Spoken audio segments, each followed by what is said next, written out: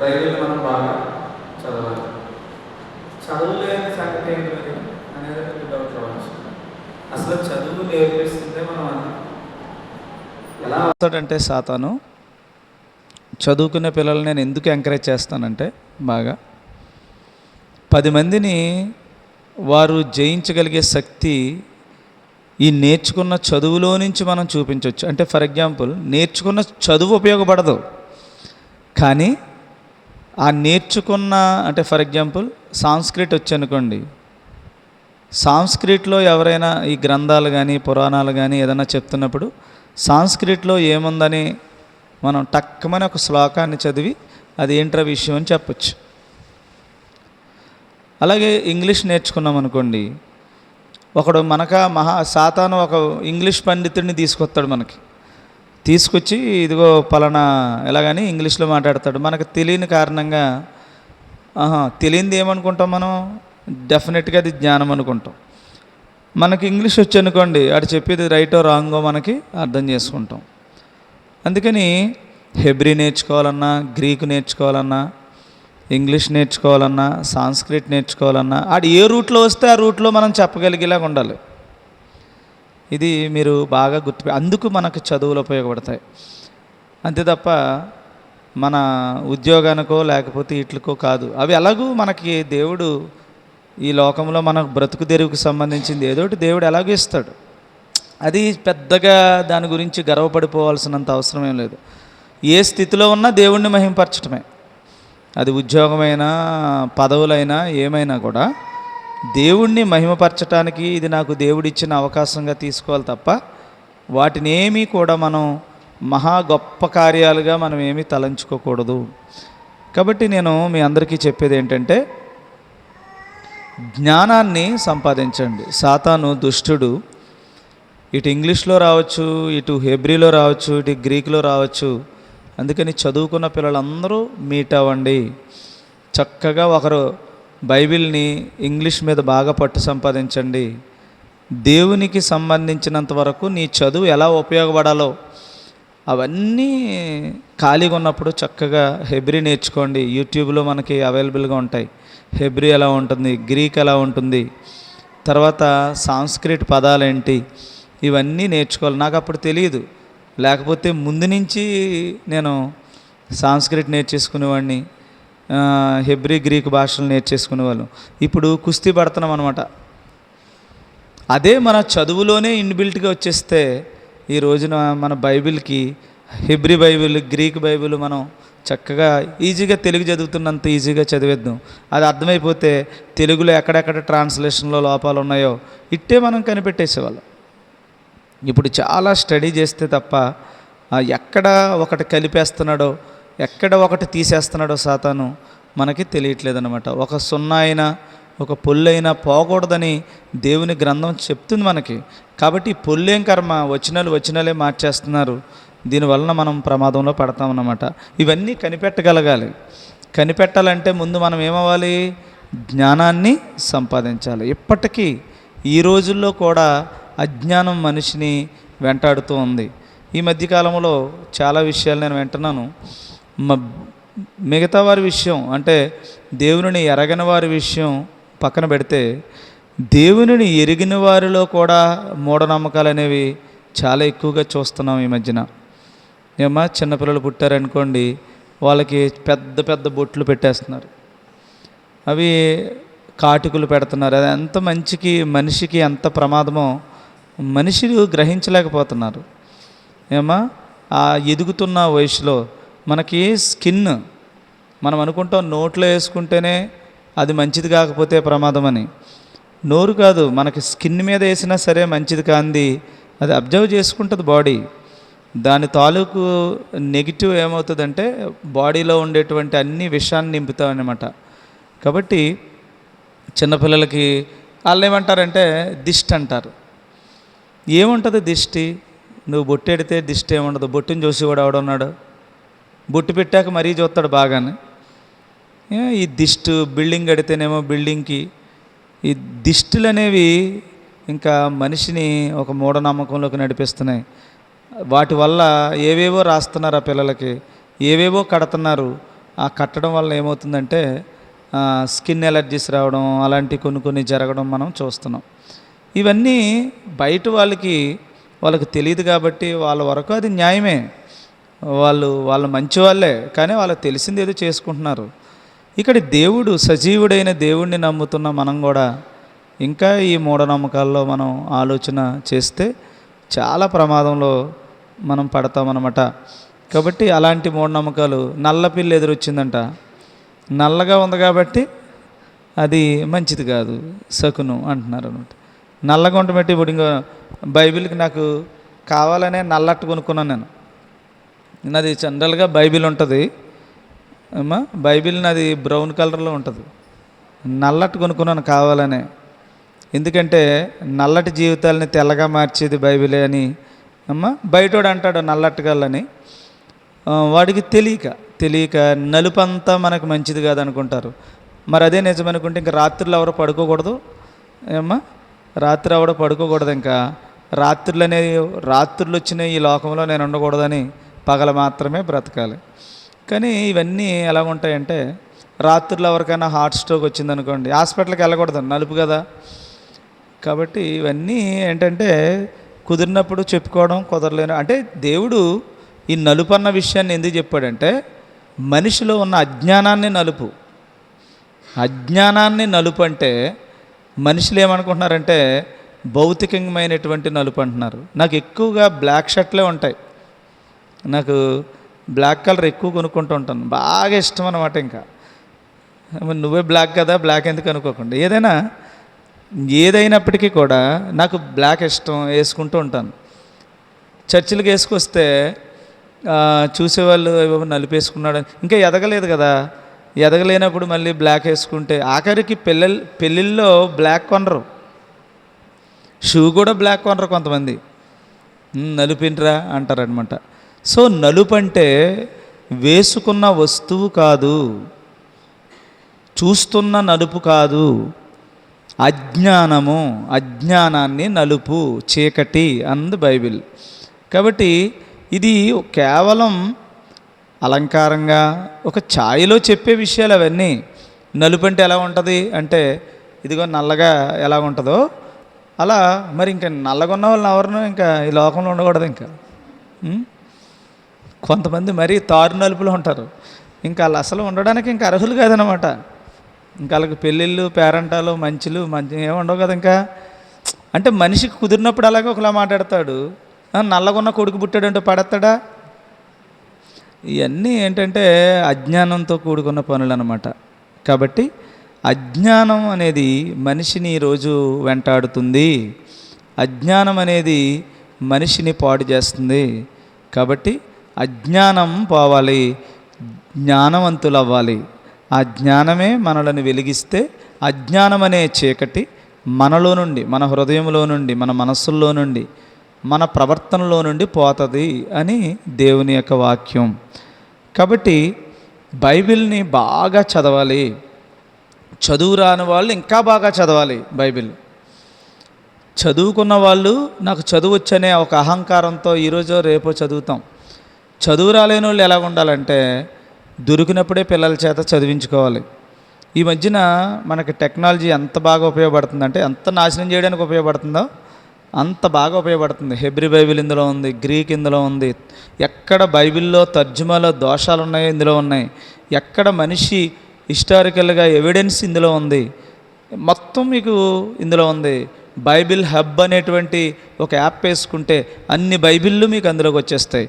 ఇందులో ఉన్నది అందులో లేకపోతే ఓహో ఇందులో లేదా అని మనం ఐడెంటిఫై, అంటే నీకు ఓపిక ఉండాలి. సత్యం నేర్చుకోవాలన్న ఒక మనస్తత్వం, సత్యంలో చీకటిని పారదోలుకోవాలన్న మనసు మీకు ఉండాలి. కానీ చక్కగా ఎన్నో ఉన్నాయి ఇందులో, సాఫ్ట్వేర్స్ ఉన్నాయి, మైస్వర్డ్ ఉంది, ఈస్వర్డ్ ఉంది, ఇవన్నీ మంచి మంచి యాప్స్ ఉన్నాయి. ఇవన్నీ మనం చదువుకుంటే అన్నీ మీకు అక్కడే విషయం తెలుస్తుంది అన్నమాట. కాబట్టి జ్ఞానాన్ని సంపాదించాల్సిందిగా మేము మొట్టమొదట మిమ్మల్ని కోరుకుంటుంది అది. జ్ఞానము లేనటువంటి వాడు సామెతల గ్రంథం 14వ అధ్యాయం 15వ వచనాన్ని మనం చూద్దాం. జ్ఞానము లేనివాడు ప్రతి మాట నమ్మును. వివేకి అయినవాడు తన నడతలను బాగుగా కనిపెడతాడు. ఇది జ్ఞానం ఉన్నవాడికి జ్ఞానం లేనివాడికి తేడా ఏంటంటే, జ్ఞానం లేనివాడట ఏం చెప్పినా వింటాడు. వాడు అంటాడు, ఒరే ఇదేదో ఈశాన్యాన్ని బరువు ఎక్కిపోయింది అన్నాడు అనుకో, అమ్మ బరువు ఉందేమనుకుంటాడు. ఈశాన్యాన్ని బరువు ఏంటి? అప్పుడు ఆ సిద్ధాంతం ఏంటంటే, మనం ఎటు నుంచి అయితే మనకి గాలి వెలుతురు ఇలాంటివి వస్తాయో, ఒక ఇల్లు కట్టాం మొత్తం మూసేసామనుకో గొడవలాగా, గొడవలా మూసేస్తే గాలి ఎక్కడి నుంచి వస్తుంది? సూర్యరశ్మి ఎలా వస్తుంది? ఏమ్మా గాలి ఎలాగ వస్తుంది? సూర్యరశ్మి ఎలా వస్తుంది? నీ వెంటిలేషన్స్ ఏముంటాయి అవి? అందుకని దాన్ని ఏమన్నారంటే, వచ్చే గాలి పోయే గాలి, ఇటువైపు కిటికీ పెడితే ఇటువైపు కిటికీ పెట్టారు, ఎదురుగా కిటికీ రావాలంటారు. అంటే అర్థం వాస్తు అంటారు దాన్ని. వాస్తు కాదు అది. వాస్తు అనే మాట పక్కనట్టండి కాసేపు. ఇటువైపు నుంచి గాలి వచ్చింది, మరి వచ్చే గాలే కానీ పోయి గాలేది. అందుకని ఇంకో కిటికీ పెడతారనమాట. సో అలా ఒక గుమ్మం ఉందనుకో, దానికి ఎదురుగా అంటే గుమ్మం ఉండమంటే ప్రవేశించేది ఉండాలి, పోయేది ఉండాలి. ఈ మధ్యన ఇంక ఇవేమీ గొడవ లేకుండా ఒక్కొక్క కిటికీ తగ్గించుకున్నా కానీ ఎగ్జాస్ట్ ఫ్యాన్లు వస్తాయి. ఏమవుతాయి? దాంట్లో ఒక ఫ్యాన్ పెట్టుకుంటే లోపలంతా బయటకు వేసేస్తుంది, ఇంకో ఫ్యాన్ పెట్టుకుంటే లోపల బయట ఉన్నదంతా లోపలికి వేసేద్ది. ఇంకా మనకు గొడవేది ఇంకా. అందుకని ఇప్పుడు అభిబే కిటికీ కంపల్సరీ పెట్టాలంటే కుదరదు ఇంకా. ఎందుకంటే ఒక్కొక్క దానికి గొడవస్ ఉంటాయి కొన్ని. అక్కడ చూడండి, మీకు కిటికీలు ఉండవు. కిటికీలు ఉంటే మొత్తం లోపల ఉన్న గొడవలో ఉన్న సరుకు అంతా పోద్ది. అందుకని పైన ఎగ్జాస్ట్ ఫ్యాన్స్ ఉంటాయి, వరుసను ఉంటాయి అన్నమాట. లోపలిది బయటకు పంపిస్తుంది, కావాల్సింది తీసుకుంటుంది. అప్పుడు అది వచ్చిన తర్వాత ఇంకా కిటికీ ఉండాలి, వాస్తు కావాలనుకుంటే గొడవలో ఆవిడ సరుకు దాయలేడు. కొన్నాటికి అలాగ మనం జ్ఞానం పెరిగిన తర్వాత ఆ జ్ఞానం ప్రకారంగా ఉండాలి. అంతేదాని ఇది ఇలాగే ఉండాలి, అది అలాగే ఉండాలి అనే ఒక నమ్మకం, ఒక మూఢనమ్మకం అనేది ఉండదు. మూఢనమ్మకం అంటే ఏంటో తెలుసా? అజ్ఞానంగా ప్రవర్తించడం. సైంటిఫిక్గా ఎటువంటి ఎవిడెన్స్ లేని దాన్ని సైంటిఫిక్ రీజన్స్ లేకుండా నమ్ముతారు చూసారు, వాటన్నింటినీ కూడా మనం ఏమంటామంటే అజ్ఞానం అంటాం. అజ్ఞానము లేకపోతే మూఢనమ్మకాలు అంటాం అనమాట. ఇంకొకటి, ఈ మధ్యకాలంలో ఎవరైనా వదిలేండి కానీ మనం మనిషిని కాదు కదా చెప్పుకోవాల్సింది, మనిషిలో ఉన్న మూఢత్వాన్ని మనం చెప్పుకుంటాం. రీసెంట్గా ఒక వేప చెట్టు, ఒక రావి చెట్టు కొన్నారనమాట ఒక వ్యక్తి. రావి చెట్టు, వేప చెట్టు చిన్నవన్నమాట. అవి రావి చెట్టు చాలా అక్కడ ఉన్నటువంటి గాలిని అంతటినీ శుద్ధి చేస్తుంది. రావి చెట్టు ఆకు, ఆ రావి చెట్టు కింద కాసేపు కూర్చుంటే చాలు మనిషికి చాలా రోగాలు తగ్గుతాయి. చాలా అవసరమైతే పిల్లలు పుడతారని కూడా అంటూ ఉంటారు. ఎందుకంటే ఎప్పుడైతే అది మంచి గాలి పీల్చుకున్నాడో, దానిలో ఉండేటువంటి ఔషధ గుణాలు శరీరంలోకి వెళ్తాయో, ఆటోమేటిక్గా ఏమవుతుంది, ఆరోగ్యం బాగుపడితే పిల్లలు పుడతారు, అందరూ వస్తారు కదా అన్న ఉద్దేశంతో అప్పుడు కూడా పెద్దలు ఏం చేశారంటే, ఇది టెంపుల్స్ దగ్గర, గుడుల దగ్గరికి వచ్చేటువంటి ప్లేసుల్లో దానికి ఇది కట్టాలి, అది కట్టాలి అని చెప్పేవారు. ఆ కట్టడం ఏంటి, కాసేపు అక్కడ కూర్చోవాలి, వాటికి పెళ్ళిళ్ళు చేయాలి, అక్కడ కూర్చుని ఉసిరి చెట్టు కింద భోజనాలు చేయాలి, ఇలాంటివి కొన్ని ఎక్కువ సమయాన్ని అక్కడ గడిపే ఒక తంతుని ఏర్పాటు చేశారు.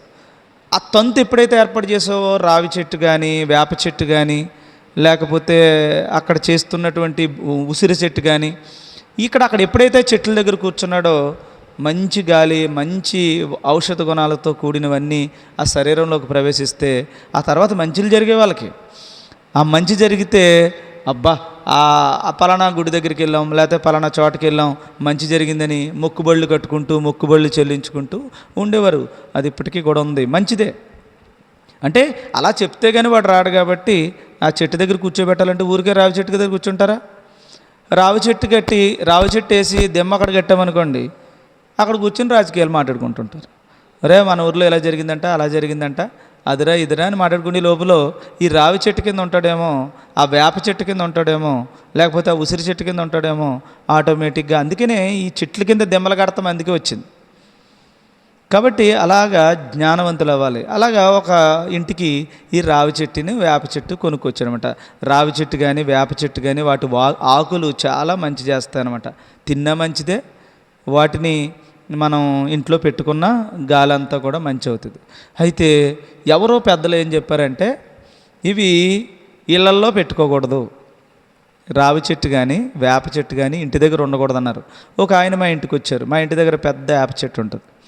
వేప చెట్టు ఉంటే ఒక ఆయన వచ్చి అన్నారు, ఆయన ఏదో పెద్ద కాపు గారు ఏదో అంటారు ఆయన పేరు, వచ్చి నాన్న ఇది వేప చెట్టు ఉండకూడదు ఇక్కడ, తీసేయమన్నాడు. నన్ను తీసేయమంటే మామూలుగా అయితే తీసేద్దాం అనుకున్నాను నేను, ఎందుకంటే అది కరెక్ట్గా ఇంటి పునాది దగ్గరలో ఉంటుంది అనమాట. దాని వేర్లు అన్నీ కూడా పునాదుల్లోకి వెళ్తాయి. రెండోది చెట్టు మీదకి విపరీతమైన ఈ పక్షులు అవి వచ్చేసి అదంతా కొంచెం దట్టిగా అవుతుంది, ఆకులు అన్నీ రాలిపోతాయి కదా. కొంచెం ఎలాగైనా కొద్దిగా ఎక్కువ చేసేవాళ్ళు ఉంటే ఇంట్లో పర్లేదు, కానీ చేసేవాళ్ళు తక్కువ ఉన్నారనుకోండి ఇది కొద్దిగా ఇబ్బందిగా ఉంటుంది మనకి. సో అందుకని నేను తీసేద్దాం అనుకున్నాను. ఆయన వచ్చి చెప్పకపోతే తీసేద్దాను నేను. పైగా ఒక మాట అన్నాడు, ఏమన్నారంటే మీ అమ్మగారు ఈ చెట్టు వల్లే చచ్చిపోయారన్నారు, అందువల్లే చనిపోయారంటే ఇంకా చూడు, ఇంకా ఆ చెట్టు ఇప్పటికీ తీయలేదు నేను, ఇప్పటికే ఉంది అది. మామూలుగా అయితే తీసేద్దాం దాన్ని, ఇల్లు పోనా పర్లేదు, కానీ ఇలాంటి మూఢనమ్మకాలతో దీన్ని తీయకూడదని ఆ చెట్టుని అలా ఉంచాను. అలాగా ఆ చెట్టు ఉండడం మంచిది కాదు అంటూ ఉంటారు పెద్దలు. ఎందుకు మంచిది కాదు అంటారనేది తెలీదు. రావి చెట్టు మంచిది కాదు, ఇంటి దగ్గర వేయకూడదు, వేప చెట్టు వేయకూడదు అని చెప్పేస్తారు ఈజీగా. అదే ఎందుకో మొదటి నుంచి వచ్చేసింది మనకి. వచ్చేస్తే మనుషులు ఏమనుకుంటున్నారంటే అబ్బా అది చూస్తే జలు భయం మీద వీళ్ళకి ఇంటికాడ ఉండకూడదు, ఇది మంచిది కాదంట అనేస్తారనమాట. ఎందుకు మంచిదో తెలుసుకోవడం ఏంటో, కానీ విషయం ఏంటంటే ఎందుకు మంచిది అని ఒక్కసారి ఆలోచిస్తే, దాని గురించి తెలుసుకోవడం ప్రారంభిస్తే, అప్పుడు వాడికి జ్ఞానం ఏమో వచ్చినట్టునే అజ్ఞానం అనేది, చీకటి అనేది వాడికి వెళ్ళిపోద్ది. అప్పుడు ఎవడో చెప్తాడు ఏమని, ఇక్కడ చదవండి, ఇందాక చదివింది, జ్ఞానము లేనివాడు ప్రతి మాట నమ్ముతాడు. ఎవడు చెప్తే నమ్ముతాడు అనమాట. ఎవడో అంటాడు, రే ఏంటో ఇలా చేసావు, ఇది ఇలా చేయరా అంటాడు. ఒక అతను తెలిసిన అతనే ఏదో ఇల్లు కట్టుకున్నాడు. అబ్బాయి దీనివల్ల వాస్తు అసలు బాగాలేదు, లేకపోతే సంథింగ్ ఇదేది ఇలా కట్టావంటే ఇంట్లో ఎవడో మిగలడం అన్నాడంటే ఇల్లు పడగొట్టేసుకున్నాడు. ఇల్లు పడగొట్టేసుకుని మళ్ళీ కట్టాడు అనమాట. ఇలాగనమాట మనుషులు ఏది చెప్పినా నమ్ముతారు. ఎందుకు చెప్తున్నారా ఏంటన్న విషయం కూడా జ్ఞానం లేని కారణంగా. కాబట్టి అవి తీసుకురాగానే అయ్యి బాబాయ్ ఇవి ఉండకూడదు, వీటిని చూస్తేనే అరిష్టం అన్నట్టు ఆ వేప చెట్టుని కానీ రావి చెట్టుని కానీ భయపడిపోయి చచ్చిపోతున్నారు అనమాట. కాబట్టి అయితే మా ఇల్లు కట్టగానే మొట్టమొదటి వేసేవే రావి చెట్టు, వేప చెట్టు మా స్థలంలో ఖచ్చితంగా వేస్తాను నేను. వీలైతే మిమ్మల్ని అందరినీ పిలిచి పెళ్లి చేస్తున్నట్లకి రండి, దాని దగ్గర కూర్చుందరు. కానీ నేను అయితే ఎందుకు వేయకూడదు అని నేను స్టడీ చేశాను. ఎంతమంది ఇలా మాట్లాడేస్తున్నారు, దీనికి ఏమన్నా సైంటిఫిక్ ఎవిడెన్స్ ఏదన్నా ఉందా, లేకపోతే దీనివల్ల ఏమన్నా ప్రమాదం వస్తుందా ఏంటని చూశాను నేను. చూస్తే ఏమైనా ఉందో తెలుసా, ఎవిడెన్స్ మొత్తం అన్నీ నేను స్టడీ చేస్తే అవి పెద్ద పెద్ద వేర్లు వస్తాయి కింద, తల్లి వేరు కానీ అది వచ్చేటువంటి స్పేసియస్కి వచ్చేద్ది అనమాట. అది ఒక్కొక్కసారి అవి పెద్ద పెద్ద కొమ్మలు అయిపోతాయి. ఇంకా ఇంటికి వెంటిలేషన్ గట్రా అలాంటివి ఏమి ఉండవు ఇంకా. అందుకని ఇళ్లల్లో వేస్తే ఆ కొద్దిపాటి స్థలాల్లో అది పెరిగిపోతే ఇల్లు పడగొట్టేస్తుంది, గాలి వేయదు, పక్షులు వచ్చేస్తాయి కదా. అది ఎలాగుంటుందంటే ఇంకా చీకటిగా అయిపోయే అవకాశం ఉంది. కాబట్టి వద్దన్నారు అంతే తప్ప చెట్టు ఇది మాత్రం ఎక్కడేమన్నారు, పెద్ద పెద్ద ఖాళీ స్థలాలు ఉంటాయి చూసారా, టెంపుల్స్ లాంటివి ప్రాంగణాలు ఉంటాయి, అలాంటి చోట వేయండి. అప్పుడు పెద్ద స్థలాలు కాబట్టి అవి అందరూ వచ్చి అక్కడ కూర్చుంటే ఎవరికి ఇబ్బంది రాదని. అప్పుడు వేసేది కుండీలు వేస్తే ఏంటి ప్రాబ్లం? అప్పుడు ఇంట్లో కుండీలో పెట్టుకున్నాం అనుకో, ఎక్కడికి వేర్లలో ఏమాల్లో కుండీలో అది పెరగదు కూడాని, మనకి ఎంత అవసరమో అంతే ఉంటుంది. అప్పుడు చక్కగా గాలి వస్తుంది, చక్కగా అది అన్నీ బాగుంటాయి. ఉసిరి చెట్టు ఉంటుంది, అదేంటిది తులసి చెట్టు ఉంటుంది. తులసి ఉన్న వాళ్ళు ఇల్లు అందరూ కూడా ఇంకొకరునా తులసి దగ్గర ఎందుకు పూజ చేయమని పెట్టారు, దాని చుట్టూ ఎందుకు తిరగమన్నారు అంటే అది రిలీజ్ చేసేటువంటి గాలి ఎంత బాగుంటుంది, అసలు చాలా బాగుంటుంది. అందుకని పసుపు ఎందుకు రాయమన్నారు. ఇవన్నీ ఒకందుకు చెప్పారు, కానీ ఒకందుకు అర్థం చేసుకుంటున్నారు అనమాట. కాబట్టి తులసి చెట్టు ఉంటుంది, తులసి చెట్టు వేయమని మన వాళ్ళు అంటారు. రావి చెట్టు వేయమనుకో, ఎందుకు రావి చెట్టు వేసారు రా బాబు అంటారు. కాబట్టి ఇవన్నీ మూఢనమ్మకాల్లో నుంచి పుట్టినవి. ప్రతి ఇంట్లో తులసి చెట్టు ఉండాలి, ప్రతి ఇంట్లో రావి చెట్టు ఉండాలి, ప్రతి ఇంట్లో ఏముండాలి, వేప చెట్టు, ఉసిరి చెట్టు, ఇలా కొన్ని చెట్లు ఉన్నాయి. ఆ చెట్ల ద్వారా వచ్చే గాలి ఆక్సిజన్లో ఉండే ఇదంతా కూడా చూడండి. అప్పుడప్పుడు మీరు ఇప్పుడు కూడా రాజమండ్రి ఇలా సరౌండింగ్లో ఉన్నటువంటి ప్లేసెస్లో గాలిని అంటే ఆక్సిజన్ లెవెల్ని ఈ అది ఇదేంటిది అంటారు, ఎయిర్లో ఉండేటువంటి ప్యూరిటీ చూస్తూ ఉంటారు. టెస్ట్లు ఉంటాయి దానికి. పలానా ఏరియాలో కలుషితం అయిపోయింది ఏరియా, ఆ గాలి పీల్చుకోవడం వల్ల ఇలాంటివి వస్తున్నాయని. ఇలాంటి చెట్ల దగ్గర ఉంచండి, ఎంత బాగుంటాయో. అందుకని చెట్లు ఎక్కువ నాటాలి, అన్నీ బాగుంటాయి అన్నమాట. కాబట్టి ఇంతకీ రావి చెట్టు ఎందుకు వేసుకోకూడదు? ఏరులు పెద్ద పెద్దవి కనుక చిన్న చిన్న స్థలాల్లో ఇళ్ళకు ప్రమాదం ఉంటుంది. ప్రమాదం ఉండదంటే అవి పునాదుల్లోకి వెళ్ళిపోతాయి. రెండోది చెట్టు అంతా ఎక్కువైపోద్ది కాబట్టి చీకటి అయిపోద్ది కింద ప్లేస్ అంతా, అందుకని వద్దన్నారు. అంతే తప్ప మరి అలా చెప్తుంటారు కదా, అది మంచిది కదరా అంటే మంచిది కాదురా అని చెప్పాడంటే ఎందుకు మంచిది కాదో తెలియట్లేదన్నమాట. అలా మనుషులు చిన్న చిన్న విషయాలకి మంచిని పోగొట్టుకుంటున్నారు. ఏదని మంచిది కాదన్నారని, ఎందుకు మంచిది కాదన్నారని ఒక్క నిమిషం మీరు ఆలోచించగలిగితే మీరు కూడా చక్కగా పసుపు రాసుకుంటారు. చక్కగా పసుపులు పెట్టుకుని ముఖానికి రాసుకోవచ్చు. చక్కగా ఎంత బాగుంటుంది అది. ఆడోళ్ళేటి మగోళ్ళేటి పసుపు రాసుకోవడానికి ఏమా రాసుకుంటే ఎప్పుడు కూడా స్కిన్ ఎలర్జీస్ రాకుండా మంచిగా బాగుంటుంది అంతే. అది యాంటీసెప్టిక్ కదా, ఎప్పుడైతే బాడీ మీద పడిందో క్రిములన్నింటినీ చంపుద్ది. తులసాకు ఇవన్నీ ఎంత మంచివి. అందుకే అదంతా జీవన విధానం అన్నమాట. అదేదో మనం ఒక మతం అనుకుంటాం, తప్పది. సరే, అలాగా జ్ఞానము లేనటువంటి పనులు చేస్తారు. ఫర్ ఎగ్జాంపుల్ మీకు రీసెంట్గా జరిగిన సంఘటన అంటే ఇదంతా నేను జ్ఞానం మీద చెప్తున్నాను, మీకు ఏమో అర్థం చేసుకోండి. మీకు అర్థం అవడం కోసం ఇన్ని ఎగ్జాంపుల్ చెప్పాల్సి వస్తుంది. ఇప్పుడు పులి, పెద్ద పులిలోడు తిరుగుతుంది. అదేంటో కానీ నేను ఎక్కడికి వెళ్తే అక్కడే ఉందంటున్నారు. ఏమో మొన్న ఏదో ఊరు వెళ్ళాను, శ్రీరాంపురం దగ్గర, అక్కడే ఉందా, అక్కడే తిరుగుతుంది అన్నారు. ఓహో, నాకేం కనపడలేదురా బాబు అనుకున్నాను. మొన్న ఏమో ఇక్కడెక్కడో వెళ్ళాను, ఎర్రమల్లో ఏదో, అక్కడ తిరుగుతున్నాను. పల్లకడం అంటే పల్లకడం వచ్చేసింది అన్నారు. ఇలాగ ఎక్కడికి వెళ్తుంటే అక్కడికి వస్తుంది. మొన్న ఏమో అలాగా మావిడాడి అటువైపు వెళ్తుంటే కేశవరం వచ్చేసింది అంటున్నారు. బాబు నేను ఎక్కడికి వెళ్తే అక్కడే ఉంటుంది, ఇది నాకు కానీ కనబడుతుందేమో అనుకుంటున్నాను నేను. కానీ అప్పుడు దాన్ని నేను స్టడీ చేశాను. పెద్ద పూలు వచ్చిందనుకో, సడన్గా నాకు ఎదురైంది, ఏం చేయాలి అనే దాని మీద స్టడీ చేశాను. స్టడీ చేస్తే అది ఎప్పుడు కూడా ఆబ్జెక్ట్, ఎప్పుడైతే మనం జనరల్గా పెద్ద పూలు చేసాం ఇలా పారిపోతాం, దాన్ని ఎలా చూడగానే పారిపోతాం కదా, పారిపోయాడు అయిపోయింది అడి పని. మరి పారిపోకూడదు, మరి ఉండి దాన్ని ఎదుర్కోగలమా? ఎదుర్కోలేము. కాబట్టి మరి ఏం చేయగలుగుతాం మనం? పారిపోయి నువ్వు ఎంత స్పీడ్ పరిగెట్టినా 2 నిమిషాల్లో పట్టుకుంటుంది అది. అందుకని ఏం చేయాలంటే ఇంకెలాగూ పోయేలాగా అవకాశం వచ్చింది, ఎదురైపోయింది అనుకోండి, ఏం చేస్తావు ఇప్పుడు? ఇంక పరిగెడితే చంపేద్ది, నువ్వు పరిగెట్టలేవు.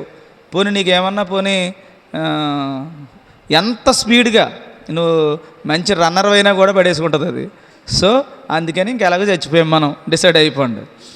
డిసైడ్ అయిపోయి ఏం చేయాలంటే ఇంకా చాకచక్యంగా దాని నుంచి ఎలా తప్పించుకోవాలన్నదే ప్లాన్ ఇక్కడ. ఇప్పుడు బ్రతికే అవకాశాలు ఉంటాయి, పరిగెడితే బ్రతికే అవకాశం 0.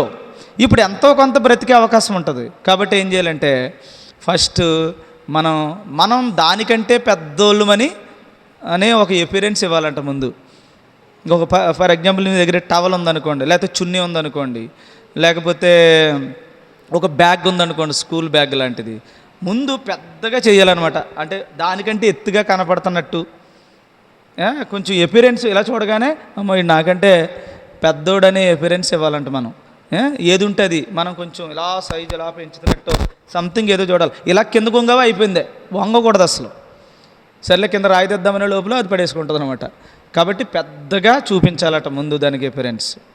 కళ్ళల్లో ఇలా కళ్ళెట్టి చూడకూడదు, చూడకూడదు. చూడాలంటే ఎలా చూడాలి? యుద్ధానికి రెడీ అన్నట్టు చూడకూడదు, కంగారు పడుతుంది అది. ఎందుకు కంగారు పడుతుంది అంటే ఈడేదో నన్ను చేయబోతున్నాడేమని ముందు అదే చేసేస్తుంది. అందుకని నెమ్మదిగా దాన్ని ఫేస్ చేస్తూ పెద్ద ఎపిరెన్స్ చూపిస్తూ వెనకాల మీద పోతూ ఉండాలి. నెమ్మదిగా దాని నుంచి, అంటే ఎప్పుడైనా మీకు ఎదురైతే చెప్తున్నాను, వెనకాల మీద నెమ్మదిగా మూవ్ అవ్వాలన్నమాట. మూవ్ అవ్వాలి. అలా మూవ్ అయ్యి అప్పుడు అది దాని కాన్సన్ట్రేషన్ నేను కొట్టాలనో చంపాలన్నో టార్గెట్ పెట్టుకోదు ఇంక మైండ్లో, అదేదో పక్కకు పోద్ది. అలా చేయాలి. అలా చేయకుండా మనం కొన్ని ప్రయత్నాలు రకరకాలుగా చేసామనుకో, జ్ఞానం లేని పనులు చేస్తే అసలు చంపకూడదు అనుకున్నది కూడా చంపేస్తుంది అది. కొంతమంది బెదిరిస్తేనో అరిస్తేనో గట్టిగా కేకలేస్తేనో చుట్టుపక్కల ఉన్న వాళ్ళు వచ్చేస్తారేమో అనుకుంటే, అరిచావా ముందు చూడండి, అది ఎద్దును కానీ ఆవును కానీ చంపుతుంది. ఫస్ట్ ఎక్కడ పట్టుకుంటుంది మీకు తెలిసే ఉంటుంది, ఇక్కడ పట్టుకుంటుంది. ఏమంటారు, వెనకాల పట్టుకోవచ్చు కదా, లేకపోతే కాలు పట్టుకోవచ్చు కదా, లేకపోతే ఇక్కడెక్కడో పట్టుకోవచ్చు కదా, ఇక్కడే పట్టుకుంటుంది అది. ఎందుకంటే ఇక్కడి నుంచి బ్రెయిన్ నుంచి వచ్చే గొట్టంలాగా మనకి ఆక్సిజన్ వెళ్ళేది అదే, రక్తం వెళ్ళేది అదే, మాట రాకుండా ఆపేది అదే. ఇది కనుక ఇక్కడ ఎక్కడైనా పట్టుకుందనుకో పెద్ద పెద్ద కేకలేసేద్ది అది. ఎలాంటి జంతువు అయినా సరే కేకలేసేస్తుంది. ఈ లోపల నలుగురు చేరితే దీనికి ప్రమాదమని ముందు మాట రానివ్వకుండా, అట్ ది సేమ్ టైం ఏం చేస్తుందంటే రక్తం అటు ఇటు సరఫరా అవ్వకుండా, అంటే రక్తం వెళ్ళట్లేదంటే ఆక్సిజన్ వెళ్ళదు, ఇంకా రక్తంతో పెద్దగా రక్తమే తీసుకెళ్తుంది ఆక్సిజన్ని. కాబట్టి రక్తాన్ని స్తంభింపజేస్తుంది అనమాట. ఇక్కడ తనకు బలమైనటువంటి పంజాతో అదే ఆ కూరలతో ఇలా పట్టుకుంటుంది అనమాట. కరెక్ట్గా అలా దింపుతుంది లోపలికి. ఇంకా చూడు, అది 5 నిమిషాలు కొట్టుకుంటుంది. 5 నిమిషాల్లోనే చచ్చిపోద్ది. అంటాకుండదు, అంటాకుండదు, చేయడానికి ఉండదు, ఏమీ ఉండదు. అందుకని వెనక నుంచి మళ్ళీ ఎదరి నుంచి రాదు. ఎదరి నుంచి వస్తే కొమ్ములతో పడుతుంది, కాలుతో తంతుంది. కాబట్టి అది ఏం చేస్తుందంటే తెలివిగా అలా దూకి ఇక్కడ పట్టుకుంటుంది. వెంటనే ఇలా తిరిగిపోతే ఇలా పడేసుకుంటుంది, అంతే. ఏమీ చేయదు, ఇంకా అది పట్టుకుని అలా ఉండిపోద్ది. ఈ లోపల 5 నిమిషాల్లో కుప్పకూలిపోద్ది, అంతే. అప్పుడు దాని తర్వాత తనకు కావాల్సింది ఏదో చేస్తుంది అనమాట. అది కూడా కొన్ని పార్ట్లే తింటుంది. అది ఏది ఇంపార్టెంటో తనకు తెలిసిన దాంట్లోనే తింటుంది అనమాట. మళ్ళీ దాన్ని ముట్టుకోదు. మళ్ళీ ఒక రోజు తింటుంది, మళ్ళీ దానికి ఆకలిదాకా మళ్ళీ వేటకి వెళ్దనమాట, అంతే. మరి మనుషుల్ని చంపుతుంది అంటే మనిషి ఎప్పుడూ తనకి వేటాడే వస్తువు కాదు, మనిషి జోలికి రాదు జనరల్గా. ఎందుకు వస్తుందంటే ముసలిదన్న అయి ఉండాలి అది. అది ముసలిదైతే వస్తుందట. ఎందుకంటే ఇంకా పరిగెట్టా ఉన్న పట్టలేక మనలాంటి తెంగురలు దొరుకుతారు కాబట్టి పట్టుకుంటుంది. ముసలోడన్న అయి ఉండాలి, లేకపోతే దీనికి దెబ్బలు తగిలి ఉండి పరిగెట్టలేదు కదా, సింహం కానీ పులి కానీ అలాంటివి. దెబ్బలు తగిలి ఉన్నప్పుడు వెళ్ళలేదు కాబట్టి ఏదో ప్లాన్ చేస్తూ ఉంటుంది అనమాట. అది అంటే ఇలాంటి మనలాంటి వాళ్ళని పట్టుకుంటుంది. కాబట్టి మామూలుగా వేటాడేది అయితే మనిషి జోలికి రాదు, కానీ వస్తుంది. ఎందుకు వస్తుంది అంటే మనం చేసే పనులు తిరగలేక గట్టిగా అరగడమో, లేకపోతే దాన్ని ఏదన్నా చేయాలని మనం ప్రయత్నం చేయడమో, లేకపోతే దాన్ని ఏదన్నా మనం అటాక్ చేస్తామేమో అని అనుకుని దానికి భయం కలిగిన ముందు చంపేస్తుంది అనమాట. చంపేసి పోద్ది, నేనేం తిందో. సో అలాంటి పరిస్థితుల మధ్యన మనం ఏం చేయాలి? కారులో వెళ్తున్నాం కదా, కారులో వెళ్తుంటే లోపల ఉన్నాం కాబట్టి పర్లేదు అనుకోకూడదు. మళ్ళీ నేను అది స్టడీ చేశాను. అప్పుడు కారు ఉంది కదా, ఏం చేస్తాం, కారు మనం ఏ గ్లాస్ కొట్టినా పగిలిపోద్ది. దాని పంజాకి మొత్తం క్లారు ఉండదు, ఏముండదు. సరిగ్గా కొట్టిందంటే ముందు ఇలాగ వెళ్ళగానే అలాగే ఎదురైపోయింది అనుకోండి, ఫస్ట్ మనం ఏం చేయాలంటే అది చూసుకుంటుంది అనమాట. ఇది మనం తినే వస్తువు కాదు అనుకుంటుంది, కారుని చూసుకుంటుంది. లైట్లు వేసి దాని ముఖం మీద కళ్ళల్లో కొడతాం, అలాంటివి చేయకూడదు. కొట్టకుండా నెమ్మదిగా వీలైతే లైట్ తగ్గించాలి, ఇంజిన్ స్టార్ట్లో పెట్టుకోవాలి. అది వస్తున్న దాని ప్రకారంగా వెనక్కి నెమ్మదిగా మూవ్ అవుతాం. ఏమో స్పీడ్గా దానికంటే స్పీడ్కి వెళ్ళిపోదాం అనుకున్నాం అనుకో, ఒక్కటేసి కొడుతుంది అనమాట. కాబట్టి స్లో అయిపోవాలి. నీ ఎదురుగా అలా తిరిగి చుట్టూ తిరిగేసి అలా పోద్దు తప్ప నిన్నేమీ చేయదన్నమాట. ఎందుకంటే మరి పరిచర్యలు తిరుగుతున్నాను, ఏం చేయాలి? ఇది సడన్గా ఎదురైందనుకో, మనం మామూలు ప్రయత్నాలు అజ్ఞానం ఉంటుంది. అజ్ఞానం ఏంటి?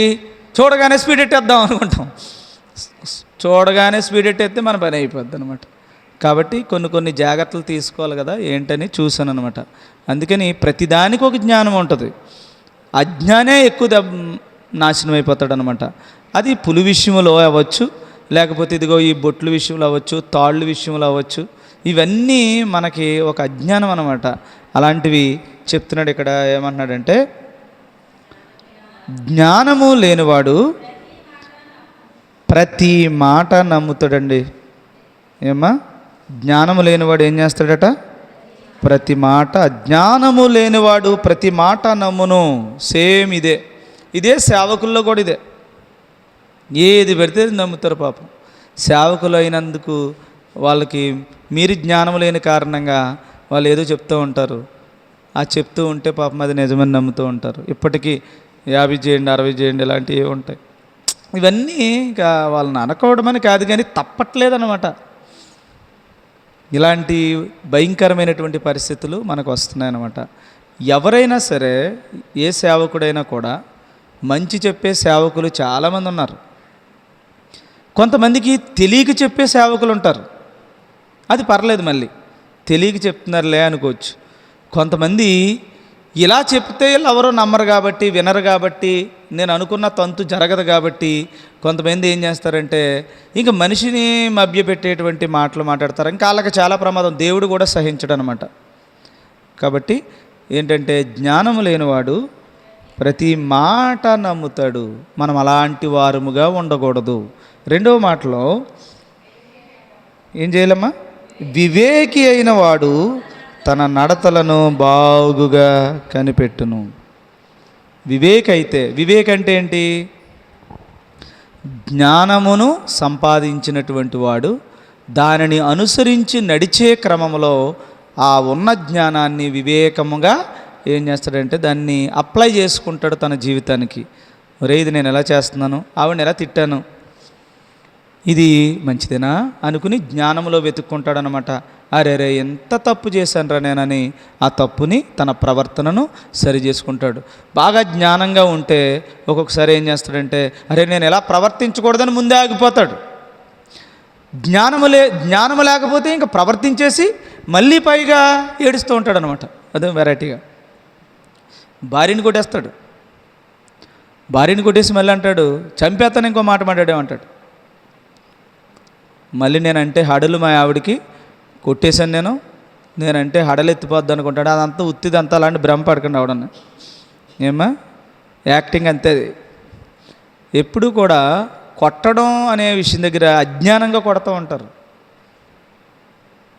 అదేదో మొత్తానికి ఆవిడో సంఘటన, అలా ఆవిడ కొట్టేస్తున్నాడంట. నాకు తెలిసినోడేలే, సీతానగర్. అలా ఆవిడ్ని కొట్టేస్తున్నాడు, చితక్ కొట్టేస్తున్నాడంటే అప్పటికి ఇంకా పెళ్ళి అవ్వలేదు ఆడికి. ఆవిడ ఉన్న విషయం చెప్తున్నాడు అనమాట. అలా ఆవిడంట ఇది ఎంత ఎలా వచ్చిందంటే త్రాగుడు కూడా వచ్చింది. నన్ను దాగమంటున్నాడు అనమాట. ఆడు చదువుకున్న రోజుల్లో ఆడేమో ఎంబీఏ ఏదో చేస్తున్నాడు, నేనేమో ఎంఈడి చేస్తున్నాను. ఈ లోపల సరదాగా పార్టీ పెట్టారు వాళ్ళు రూమ్లో, కుదురుంటారు కదా, మా పక్కన రూమ్లో అనమాట. అలా నేను అయితే తాగాల్సిన పరిస్థితి వచ్చినప్పుడు అది నేను అవాయిడ్ చేశాను అనమాట. నాకు డ్రింక్ తెస్తానన్నారు. తర్వాత సర్లే ఇది అయిందిలేండి. మొత్తానికి కూర్చుని తాగే క్రమంలో ఆడు అంటున్నాడు తాగుడు ఒరే మంచిది కాదు, ఎందుకురా బాబు అలవాటు చేసుకుంటారని ఏదో మాడుతూ ఉంటాం కదా. ఆడు చూడండి, ఆ జ్ఞానోపదేశం. ఆడేమని జ్ఞానం చేస్తున్నాడంటే తాగుడు చాలా ఉపయోగం అంట. ఎలాగ ఉపయోగం అంటే ఆడు ఏదో చెప్పాడు, హెల్త్ రీత్యా తక్కువ తీసుకుని ఎక్కువ తినేయాలంట. ఏదో చెప్పాడు, ఎక్కువ తినేస్తే షుగర్ వచ్చిపోతారా బాబు అని ఇప్పుడు తెలుస్తుంది, అప్పుడు తెలియలేదు నాకు. వాడు చెప్పాడు, చెప్పి చివరిలో ఒక మాట చెప్పాడు. ఏంటన్నాడంటే పెళ్ళి అయ్యాక కూడా ఉపయోగపడుతుంది తాగుడు అన్నాడు. ఎందుకన్నా? ఎందుకంటేనంట ఆ లావిడిని కొట్టేయాలంటాడు. చూడండి, ఆ లావిడిని కొట్టాలంట. ఎందుకు కొట్టాలి మరి? కొట్టేయాడంటే మరి ఆ లావిడ కోపగించుకుంటుంది కదా. అందుకని తాగేసి వచ్చి ఎందుకు కొడుతున్నాడో తెలకుండా కొట్టేయాలంట. అటు చూడండి ప్లాను. తాగినట్టు తాగి ఇంటికి వచ్చి తన భార్యను కొట్టేసిన తర్వాత పొద్దున్న తెల్లారిన తర్వాత అడుగుతుంది కదా. తెల్లారిన తర్వాత మళ్ళీ నార్మల్గా మాట్లాడి అయ్యో బంగారం నిన్ను కొట్టానా, నేను అలా కొట్టను కదా, నీకు తెలుసు కదా అని మళ్ళీ కలిసిపోవాలంట. ఆడి ప్లాన్ చూడు. ఏంట్రా బాబు వీడికి ఇంత కర్మ వచ్చింది, భార్యను కొట్టేస్తే ఏంటి, భార్యను కొట్టేస్తే ఏంట్రా నీకేంటంటే భార్యను కొడితే కానీ తిరంగా ఉండదట. ఖచ్చితంగా కొట్టాలో కోటింగ్, అలా కొడుతూ ఉంటేనే కానీ భార్య సరైనటువంటి మార్గంలో నడదు అన్నాడు అనమాట. యారా బాబు నీకేంటి మూలం, ఎవడు చెప్పాడు ఇది జ్ఞానం అంటే బైబిల్ చెప్పింది అన్నాడు. పైగా బైబిల్ చెప్పింది అన్నాడు. బైబిల్ ఎక్కడ చెప్పిందిరా అంటే నీతిమంతుడు ఒక్కడో లేడు, ఒక్కడే ఉన్నాడు పురుషుడు అని ఉంది కదా బైబిల్లో. ఏమ్మా, ఒక్కడే కదా. ఎవరు? యేసుప్రభు గురించి చెప్తున్నటువంటి మాట అది. నీతిమంతుడు ఒక్కడో లేడు ఈ భూమి మీద అన్నారు. ఏమ్మా, పైగా దిక్కున ఏమన్నాడు? ఒక్కడైనా పురుషుడే నీతిమంతుడనే మాట ఉంటుంది. యేసుప్రభు తప్ప ఇంకెవరు ఈ లోకంలో పాపం చేయలేని వాళ్ళు లేరని దాని అర్థం. పురుషుడు ఒక్కడైనా ఉన్నాడు కానీ స్త్రీల్లో ఒకరు లేరు, ఆడి సిద్ధాంతం అది. అయితే పురుషులు మంచోళ్ళే కానీ స్త్రీ మంచిది కాదని నివ్వక కూడా చెప్పాడురా అంటే పాస్టర్ గారు చెప్పారంటే ఆడికి ఏదో టైంలో నాకు ఎప్పుడన్నా కనబడతాడు, తీసుకొస్తాను ఈ డైలాగులు మీ చేత చెప్పిస్తాను, ఆడి చేత చెప్పిస్తాను ఎప్పుడన్నాను. ఇప్పటికైనా రిలీజ్ అయ్యాడో లేదో మరి, ఆడి నెంబర్ లేదు, ఆడు ఎక్కడున్నాడో తెలదు, ఏమో తెలదు, కానీ ఆడి పేరు చక్రి అనమాట. ఎప్పటికైనా నాది ఈ డైలాగులు ఆడి వింటే తప్పకుండా కింద ఏదైనా నెంబర్ వస్తే, మన నెంబర్లు అవి ఇవ్వట్లేదు కదా, మనం ఫోన్పేల మీద వాటి మీద ఆధారపడతలేదు కాబట్టి వాడు అలాగన్నాడు. ఎవరు చెప్పాడురా అంటే వాళ్ళ పాస్టర్ గారు చెప్పారట. ఏమని? పురుషులు మంచోళ్ళని, ఆడవాళ్ళు మంచోళ్ళు కాదు, అందుకని వాళ్ళకి ఒకసారి కూటింగ్ ఇస్తూ ఉండాలి అన్నాడంట. ఇంకా చూడండి, వీడు ఇంకా పెళ్ళి అవ్వలేదు, ముందు నుంచే ప్రిపరేషన్ వీడికి. అలాంటి అజ్ఞానం మనిషిని వెంటాడుతుంది. ఆ పాస్టర్ గారు ఎంత అజ్ఞానంగా ఉన్నాడో చూడండి, వీడెంత అజ్ఞానంగా ఉన్నాడో చూడండి, వీడు సిట్టింగ్ వేసిన ప్రతి క్షణం ఎంతమందికి అజ్ఞానం నేర్పుతున్నాడో చూడండి. కాబట్టి అలాంటి అజ్ఞానులు ఈ లోకంలో చాలామంది ఉన్నారు. కాబట్టి జ్ఞానము లేనివాడు ఇలాంటి మాటలు చెప్పే ఒక భయంకరమైనటువంటి ఊబిలోకి చిక్కుకుపోతాడు. కాబట్టి ఇలాంటి వాళ్ళు ఎక్కువగా ఉన్నారు మన లోకంలో. అది సేవకుల్లోని కనబడుతున్నారు, అలాగే సమాజంలోని కనబడుతున్నారు. మరి ముఖ్యంగా క్రైస్తవ సమాజంలో కూడా ఈ దరిద్రం అనేటువంటిది అంటుకునే ఉంది. కాబట్టి మనందరం ఎలా ఉండాలట? జ్ఞానంగా ఉండాలి, వివేకముగా ఉండాలి. మన ప్రవర్తన ఎలాగుందో, జ్ఞానంగానే ప్రవర్తిస్తున్నామా లేదా అని ఎప్పటికప్పుడు మన ప్రవర్తనను ఏం చేసుకోవాలట? కనిపెట్టుకుంటే బాగుగా కనిపెట్టాలి, మామూలుగా కాదు, బాగుగా కనిపెట్టాలి. అప్పుడు దేవుడు మనలను ఆ చీకటి అనే, ఈ అజ్ఞానం అనే ఈ చీకటి మన నుండి దూరమై పరలోక సంబంధమైన ఆశీర్వాదాలు. జ్ఞానంగా నడుచుకుంటాడు, ఎక్కడ మాట్లాడాలో అక్కడే మాట్లాడతాడు, ఏం మాట్లాడాలో అదే మాట్లాడతాడు, ఎక్కడ ఉండాలో అక్కడే ఉంటాడు, ఏం చేయాలో అదే చేస్తాడు, ఏం చేయకూడదో చేయడు. అంతటి జ్ఞానం మనం బాగా అందుకని బైబిల్ బాగా చదవండి, చదువుకున్న పిల్లలు బాగా చదవండి, ఇంట్లో ఉన్నటువంటి వారు అందరికీ నేర్పించాలి బైబిల్ని. అదేదో వసపోసినట్టు పోసేయాలంతే పిల్లలకి, పెద్దవాళ్ళకి చదువుతూనే ఉండాలి. ఈ రోజున ఎంత గొప్ప టెక్నాలజీ వచ్చిందంటే బైబిల్ అంతా నువ్వు ఎవడో చెప్పక్కర్లేదు, ఒక యాప్ వేసుకుంటే బైబిల్ అంతా నీకు చదివి వినిపించేది. ఆడియో బైబిల్ వచ్చేసింది. చక్కగా రోజు అలా పెట్టుకుని పడుకుంటే చాలు, లేదా కూర్చుని నువ్వు బైక్ డ్రైవింగ్ చేసుకుంటూ పెట్టుకుంటే చాలు, లేకపోతే ఎక్కడికైనా వెళ్తుంటే ఎక్కడైనా పని చేసుకుంటున్నప్పుడు చక్కగా పెట్టుకోవచ్చు. మీరు కోత కోసిన ఇంకోటి చేసిన పనుల్లో పెట్టేసుకోవచ్చు. 24 గంటలు చక్కగా పడుకోరు. కాబట్టి ఎంత బాగా వాక్యం వినొచ్చో మీరు. ఏ రైతు అది పెట్టుకున్నారని రావడనే, ఒకవేళ పెట్టుకుంటే చాలు, ఏముంది హెడ్ ఫోన్స్ ఇలా పక్కన పెట్టుకుంటావు, నీ పని ఏదో నువ్వు చేసుకుంటూ ఉంటావు. చక్కగా అందరూ ఉంటారు. అందరూ వినాలనుకుంటే ఏదో ఆ పని చేసిన దగ్గర ఈ పక్కన ఆ పక్కన పెట్టుకుని సౌండ్ వినబడుతూ ఉంటే అలా చక్కగా పని చేసుకోండి, ఎంత బాగుంటుంది. చక్కగా పాటలు పాడుకోండి. ఎక్కడ చూసినా సరే ఈ డైలాగులు అనమాట. ఆ ఊర్లో ఏం జరిగింది, ఈ ఊళ్ళో ఏం జరిగింది, ఆ పిల్ల ఏం చేసింది, ఈ పిల్ల ఏం చేసింది, ఈ అజ్ఞానంతో కూడినటువంటి పనులు అనమాట ఇవన్నీ. కాబట్టి అలాంటి భయంకరమైన పరిస్థితి ఏ కుటుంబానికి రాకూడదు. కాబట్టి ఇంకొక విషయం ఏంటంటే, పిల్లల మీద దెయ్యాలు పడుతున్నాయంట. ఇదో పెద్ద కాన్సెప్ట్. పిల్లల మీద ఏం పడుతున్నాయి? దెయ్యాలు పడుతున్నాయంట. పిల్లల మీద ఎందుకు పడుతుంది దెయ్యం? అసలు దెయ్యం అంటే ఏంటి? దెయ్యం అంటే ఏంటి? అసలు సాతాను అయితే సాతాను పని ఏంటి అసలు?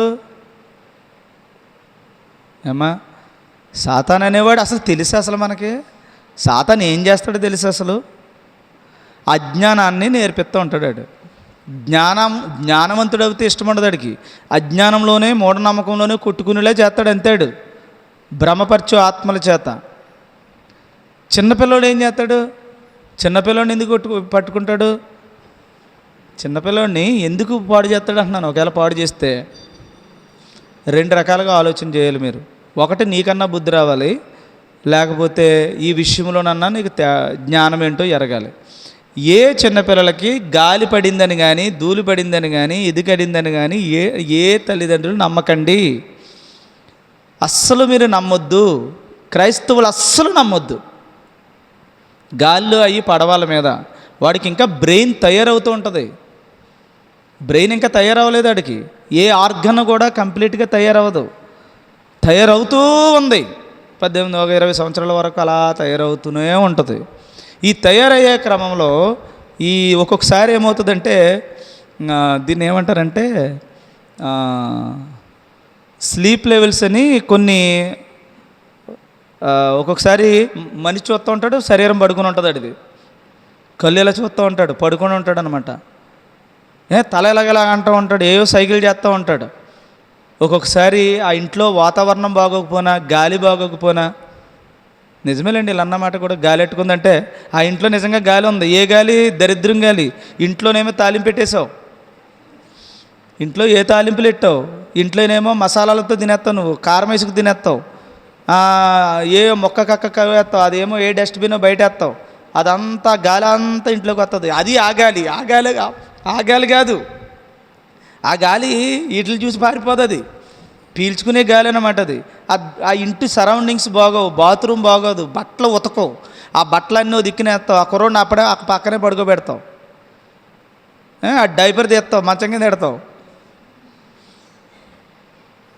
ఇవన్నీ చేస్తే అది గాల్లోకి అయ్యి ఆడ ఇంకా తయారవ్వలేదు. నీదైతే కొంచెం బండబారిపోయింది అన్నిటికి తట్టుకుని, ఆడ ఇంకా తయారవ్వలేదు, కొత్తగా వచ్చాడు. ఆడేం చేస్తాడు? ఇకరం వచ్చేస్తూ ఉంటుంది ఆడికి. ఇవి ఏదో జరిగిపోతుంది అనిపిస్తుంది ఆడికి, ఎక్కడెక్కడో తలపోటు వచ్చేస్తుంది ఆడికి, తలపోటు వచ్చేసి మంట వచ్చేస్తుంది, స్కిన్ అంతా ఆడికి అది ఒక రకంగా జరుగుతూ ఉంటుంది.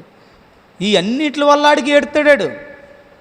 ఆడికి ఉన్నది ఒకటే, ఏది తేడా వచ్చినా ఏడుస్తాడు. నువ్వేమో ఇంత బంగారం చేయని మెల్ల చేస్తావు, అదేమో ఇందులోకి వెళ్ళిపోయి బంగారం చూసుకుంటా తప్ప ఆడికి లోపల అది నొక్కేద్దు కదా పాపం. ఆడికి ఎందుకు అంత బంగారం, అంత స్టైల్ ఎందుకు మీకు? పోనీ వేసారనుకోండి, ఏ షర్ట్ మీద వేయచ్చు కదా, అందాకనే పెద్దోడు వేస్తాడు షర్ట్ మీద, అదేటో మరి ఆడి అందరికీ కనపడాలని. చిన్నపిల్లడికి మాత్రం లోపలేస్తారు. ఇదంతా మొత్తం ఆడికి చాలా ఇరిటేషన్ వచ్చేది. ఆడి ఏడుతుంటే బొబ్బ అంటారు తప్పి తీరు. ఏమా ఆ కింద ఏముంది, చిన్న చిన్నవి ఉంటాయి సెన్సిటివ్గా, అవి గుచ్చుకుంటూ ఉంటాయి. ఆడికి నువ్వు ఉతికేసి దాని మీద వేస్తావు, అడ్డమైన గాలి దానికి తగులుతుంది, చిన్న చిన్నవి గుచ్చుకుంటాయి, అది ఉతికేసావు కదా అని వేసేస్తావు అంతే. బాగా దులపాలి. ఎప్పుడైనా కుర్రోడు ఏడ్చాడంటే ఆడికి లోపల శరీరంలో ఎక్కువ కడుపు నొప్పి వస్తుంది. ఆడికి ఎక్కువ కడుపు నొప్పి, డైజెషన్ సిస్టమ్ బాగోదు. ఇంకా తల్లి పాలు లేకపోతే తల్లి ఏదన్నా ఏం తిన్నా పాలు తాగినప్పుడు ఆ తల్లి చేసిందంతా పిల్లలకు వచ్చేస్తూ ఉంటుంది.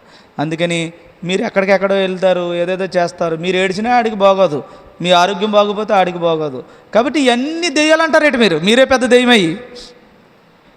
ఇంట్లో ఉండేటువంటి పరిస్థితుల్ని సరి చేసుకోవాలి. వాడి శరీరం ఇంకా ఇదవ్వదు. ఒక్కొక్కసారి శరీరం ఇంకా తయారవ్వలేదు కాబట్టి పిట్స్ లాగా వస్తూ ఉంటాయి. పిట్స్ వచ్చినప్పుడు వామిటింగ్స్ అవ్వడం, తర్వాత కాళ్ళు చేతులు అప్పుడప్పుడు ఎక్కడ లేని కొన్ని వింత ప్రవర్తన చేస్తూ ఉంటారు వాళ్ళు. ఎందుకని? బాడీ స్లీపింగ్ మోడ్లో ఉంటుంది, బ్రెయిన్ వర్క్ చేస్తూ ఉంటుంది. వాళ్ళకి బ్రెయిన్ వర్క్ చేస్తూ ఉంటుంటే పడుకున్నాడు కదా అనుకుంటా అంటూ ఉంటాడు. అయ్యో దెయ్యం వచ్చేసిందంట. ఆ దెయ్యం అలాంటి పనులు చేయదు. మీరే దెయ్యాలనే విషయం గమనించండి. ఇవన్నీ మూఢనమ్మకాలు. గాలి పడిందని ముఖమంతా అలికేస్తున్నారు నల్లగాని, ఇంకా పెట్టేస్తున్నారు అనమాట వాడికి, ఇంకా బడ్డీని పెట్టేస్తున్నారు. తగ్గదు పాపం. ఒకవైపు నుంచి ముక్కు గారిపోతూ ఉంటుంది, ఒకవైపు నుంచి వాడికి రెసిస్టెన్స్ పవర్ ఉండదు. శరీరంలో ఏదొచ్చినా తట్టుకునే కెపాసిటీ ఇంకా తయారవ్వదాడికి. తల్లే ప్రొటెక్ట్ చేసుకోవాలి, కుటుంబాన్నే తయారు చేసుకోవాలి. మీరు పెట్టే ఫుడ్డు తల్లి పాలలో ఉంటుందన్నమాట. లాక్టోజన్ ఏదో సంథింగ్ ఏదో తల్లి పాలలో బిడ్డను కాపాడుకునే ప్రొటెక్షన్ ఉండేటువంటి ఒక శక్తి దానికి ఉంటుందన్నమాట. అందుకని తల్లిపాలు శ్రేష్టమైనవి పిల్లలకని ఎందుకంటారంటే ఆ లాక్టోజన్ ఏదో ఉంటుంది దాంట్లో. అందులో లాక్టోజన్ అంటే కంపెనీ కాదు, ఆ పాలలో ఉండేటువంటి ఆ పదార్థం పిల్లల్ని కాపాడుతుంది అనమాట. ఇప్పుడు అన్నీ తల్లిపాలు కాదు, అంతా పోతపాలు ఏదంటారు కదా, అవి బయట వాళ్ళు ఏమో ఇంజక్షన్లు అవి చేసి ఇచ్చిన పాలు మరి పిల్లలకు పట్టించేస్తే వాళ్ళు కొంచెం ఇబ్బంది చాలా ఫీల్ అవుతారు. అందుకని వాళ్ళకి అలాంటివి వస్తాయి తప్ప ఏ దెయ్యమో రాదు. కుర్రోడి దగ్గరికి అసలే రాదు. అసలు దెయ్యాలు మనిషిని ఇలాంటి శాడిస్టులు కదా వాళ్ళు. దెయ్యం అంటే అజ్ఞానాన్ని నేర్పించాలని చూస్తుంటాడు అంతే. కాబట్టి ఒకవేళ పిల్లలకి నిజంగానే దెయ్యం పట్టుకుంది అనుకుందాం, భ్రమపరిచే ఆత్మలు వచ్చాయనుకోండి, నిన్న అజ్ఞానంలో నడిపించడానికి రావాలి. ఇదే సంఘటన ఇందాక చదివించాను నేను, మార్కు సువార్త 9వ అధ్యాయం. ఏమ్మా, ఈ దెయ్యం అంటే ఇది తెలుసుకోండి. ఇది తెలుసుకుంటే కొంచెం ఇది ఎలాగొచ్చింది కాబట్టి అది చెప్తాను. చదవండి. 9వ అధ్యాయం 17వ వచనం. జన సమూహములలో ఒకరు బోధకుడా. ఏం దెయ్యమంటమ్మా? మోగ దెయ్యం పట్టిన నా కుమారుని. అంటే మోగదెయ్యం అంటే ఏం చేస్తున్నట్టు? వీడు మాట్లాడితే దెయ్యం అంటున్నాడు, మాట్లాడకపోతే దెయ్యం, మాట్లాడకపోయినా దెయ్యమే, మాట్లాడినా దెయ్యమే, ఆఖరికాడు అన్నం తినకపోయినా దెయ్యమే, అరగకపోయినా దెయ్యమే. ఏమ్మా, ఏడిస్తే దెయ్యమే, నవ్వుతే దెయ్యమే, కన్ను పైకి చూస్తే దెయ్యమే, ఇంకన్నీ దెయ్యాలే. కానీ నీకు విషయం తెలియట్లేదు, నువ్వే పెద్ద దెయ్యమని. ఆడి పాలిట పెద్ద దెయ్యాలు ఎవర్రా అంటే ఆ సరౌండింగ్లో ఆ కుర్రోడికి కావాల్సిన వాతావరణం ఇవ్వలేని కారణంగా. అందుకని పెద్దలు ఇంతకుముందు ఎలా చేసేవారంటే మంచం కింద ఏదో అనేవారమ్మా, కుంపట ఏదో అనేవారు. కుంపటేనమ్మా, కుంపటే, పెద్దలకు తెలుస్తుంది. నిప్పులేసి అప్పుడు ఇంకా ఈ నులక మంచాలు అవిని, ఇప్పుడు అంతా పరుపులు వచ్చాయి, కానీ నులక మంచాలు కదా, అది కింద పెట్టి దాంట్లో ఈ వాము వేయడం, లేకపోతే కర్పూరాలు వేయడం, ఇలాంటి చిన్న చిన్న వాటిల్లో వేస్తూ ఉంటుంటే ఆ గాలిలో ఉన్న విష పదార్థాలన్నింటినీ చంపే గుణాలు చేసేవారు. ఇప్పుడు అంతా ఇంక అలాంటివి లేవు. ఇంకా ఇప్పుడు ఏమొచ్చేసింది, ఇంకా ఎక్కడ చూసినా ఎలివేషన్స్ కోసం పెయింటర్స్, ఈ రకరకాల కెమికల్. ఇదంతా ఈ పెయింట్ కెమికల్, ఇంట్లో ఉన్న గోడల కెమికల్, కూర్చున్న టైల్ కెమికల్, వేసుకున్న బట్ట కెమికల్, వేస్తున్న లైట్ కెమికల్. అన్నిటికంటే ముందు పోతుంది లైట్ వల్ల పోతున్నాడంటే మనిషి, తెలుసది. ఒకటి స్కిన్ బాగోకుండా ఉండాలంటే, స్కిన్ ఎలర్జీ వస్తున్నాయంటే లైట్ అంట. మనిషికి సర్వ రోగాలకి ఇదో కారణం అంట, లైట్, ఎక్కువ లైటింగ్. అందుకని ఇంట్లో అంతకుముందు దీపాలు పెట్టుకునేవారు, ఇంట్లో కిరసనాల దీపాలు, ఇలాంటి లాంతర్లు అనేవారు. అది ఉన్నప్పుడు అసలు ఈ గొడవలు లేవు మనకి. అవి దానివల్ల ఏంటంటే నష్టం, వీటి వల్ల నష్టం ఇది. వీటి వల్ల ఏమో క్రిములు ఆకర్షించబడతాయి. వాటి వల్ల ఏంటంటే ఆ నూనెలతో కాల్చడం వలన ఆ నూనె కాలే ఆ స్మెల్ వల్ల ఒక్క క్రిమి రాదన్నమాట ఇంట్లోకి. అందువల్ల ఆ దీపాలు, ఆ కరెంటు, ఇప్పుడు ఇవన్నీ వచ్చాక కుర్రోడు అక్కడే ఉంటాడు పాపం, లైట్ వేసేస్తాడు డమ్ అని. అది డైరెక్ట్ పాపం ఫోకస్ అయ్యి ఆడికి మొత్తం గజిబిజి అయిపోయి అమ్మా లైట్ కట్టేయని అనలేకాడు. ఎంత ఎర్రోళ్ళ చూస్తూ ఉంటాడు, అటు ఇటు పిచ్చోడిలాగా. ఆడు ఎలా తిరుగుతుంటేనేమో నువ్వేమో ఇంకో బరువు ఎత్తావు వాడి మీద. కాబట్టి పిల్లలు ఎదురుగుండా పెద్ద పెద్ద లైట్లు మనమే వేసుకోకూడదు, ఇంట్లో వీలైనంత వరకు లైట్ కట్టేయాలి. ఏది వాడుతున్నా అందులో విషమే ఉంది మన ఇంట్లో. ఇంటి నిండా విషయాలు పెట్టుకుంటే పిల్లలు ఏం బాగుంటారు.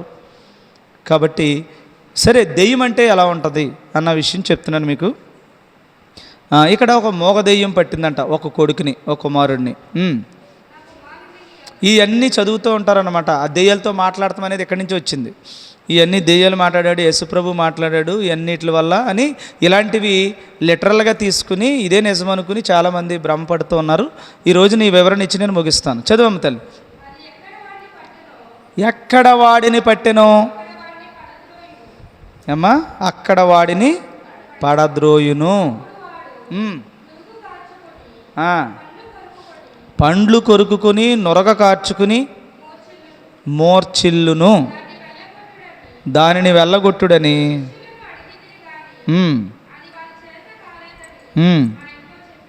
అది వీళ్ళ వల్ల అవ్వలేదట ఆ దెయ్యాన్ని పోగొట్టడానికి. ఇప్పుడు యేసుప్రభు దగ్గరికి మ్యాటర్ వచ్చింది. యేసుప్రభు దగ్గరికి మ్యాటర్ వస్తే వాళ్ళని తిట్టి వీళ్ళతో ఏం చేయాలో చెప్తున్నాడు. చదివేమ్మా. అందుకు ఆయన విశ్వాసము లేని ఎవరమ్మలు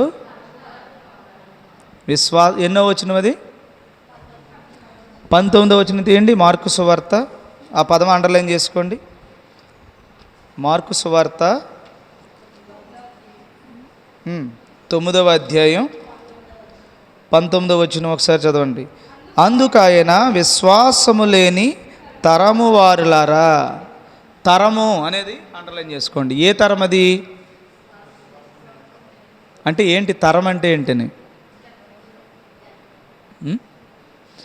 అప్పుడున్న జనరేషన్, అప్పుడున్న కుటుంబం, అప్పుడు ఉన్నటువంటి లోకం, అప్పుడు ఉన్నటువంటి ప్రజల్లో ఇది ఉందన్నమాట. విశ్వాసము లేని తరం అది. విశ్వాసులు లేని తరము వారులారా, నేను ఎంతకాలం ఉండి మీకు ఈ జ్ఞానాన్ని చెప్తాను. ఎంతవరకు మీరు చేసే పనులు సహించాలి? ఈ పనులు వాడిని నా యొద్దకు తీసుకుని రండి అని చెప్పగా తీసుకుని వచ్చారు. దెయ్యము వాడిని చూడగానే విలవిలలాడించింది గనుక నేలబడి పొర్లాడుచుండెను. ఇదే మనం పొర్లెత్తున్నారు కదా, ఇయే ఆధారాలు వాళ్ళకి. దెయ్యం పట్టుకున్నవాడు ఏం చేస్తాడు చెప్పండి అమ్మా? దెయ్యం పోతున్నప్పుడు ఏం గిలగిలా కొట్టుకుని కింద పడిపోతామంటే ఇదే మరి కాన్సెప్ట్. కింద పడిపోయి గిలగిలా కొట్టుకుని అటు ఇటు దొరిలేస్తూ ఉంటారు వాళ్ళు. ఇది ఎగ్జాక్ట్ అనమాట. అప్పుడు బైబిల్లో ఉన్న విషయం చూపిస్తలేదా ఇక్కడ? అందుకని అలాంటి వాళ్ళని కట్టేస్తున్నారనమాట. చదువు తల్లి. అప్పుడు ఆయన ఎంతకాలం నుంచి ఇది సంభవించింది వారి తండ్రిని అడగగా అతడు ఎక్కడి నుంచి వస్తుంది అది? అందుకనే బైబిల్లో బాల్య దినముల నుండే మనిషి చెడ్డవాడు. ఏమ్మా? బాల్య దినముల నుండే వాడేమవుతాడంటే చెడ్డను నేర్చుకుంటాడు కదా. బాల్య దినాల నుంచేనే వస్తుంది చెడ్డ బైబిల్లో. కాబట్టి బాల్య దినముల నుండే చెడ్డవాడు. ఆ మాట తీస్తారా మీకు ఒక ఐడియా కోసం? అమ్మా,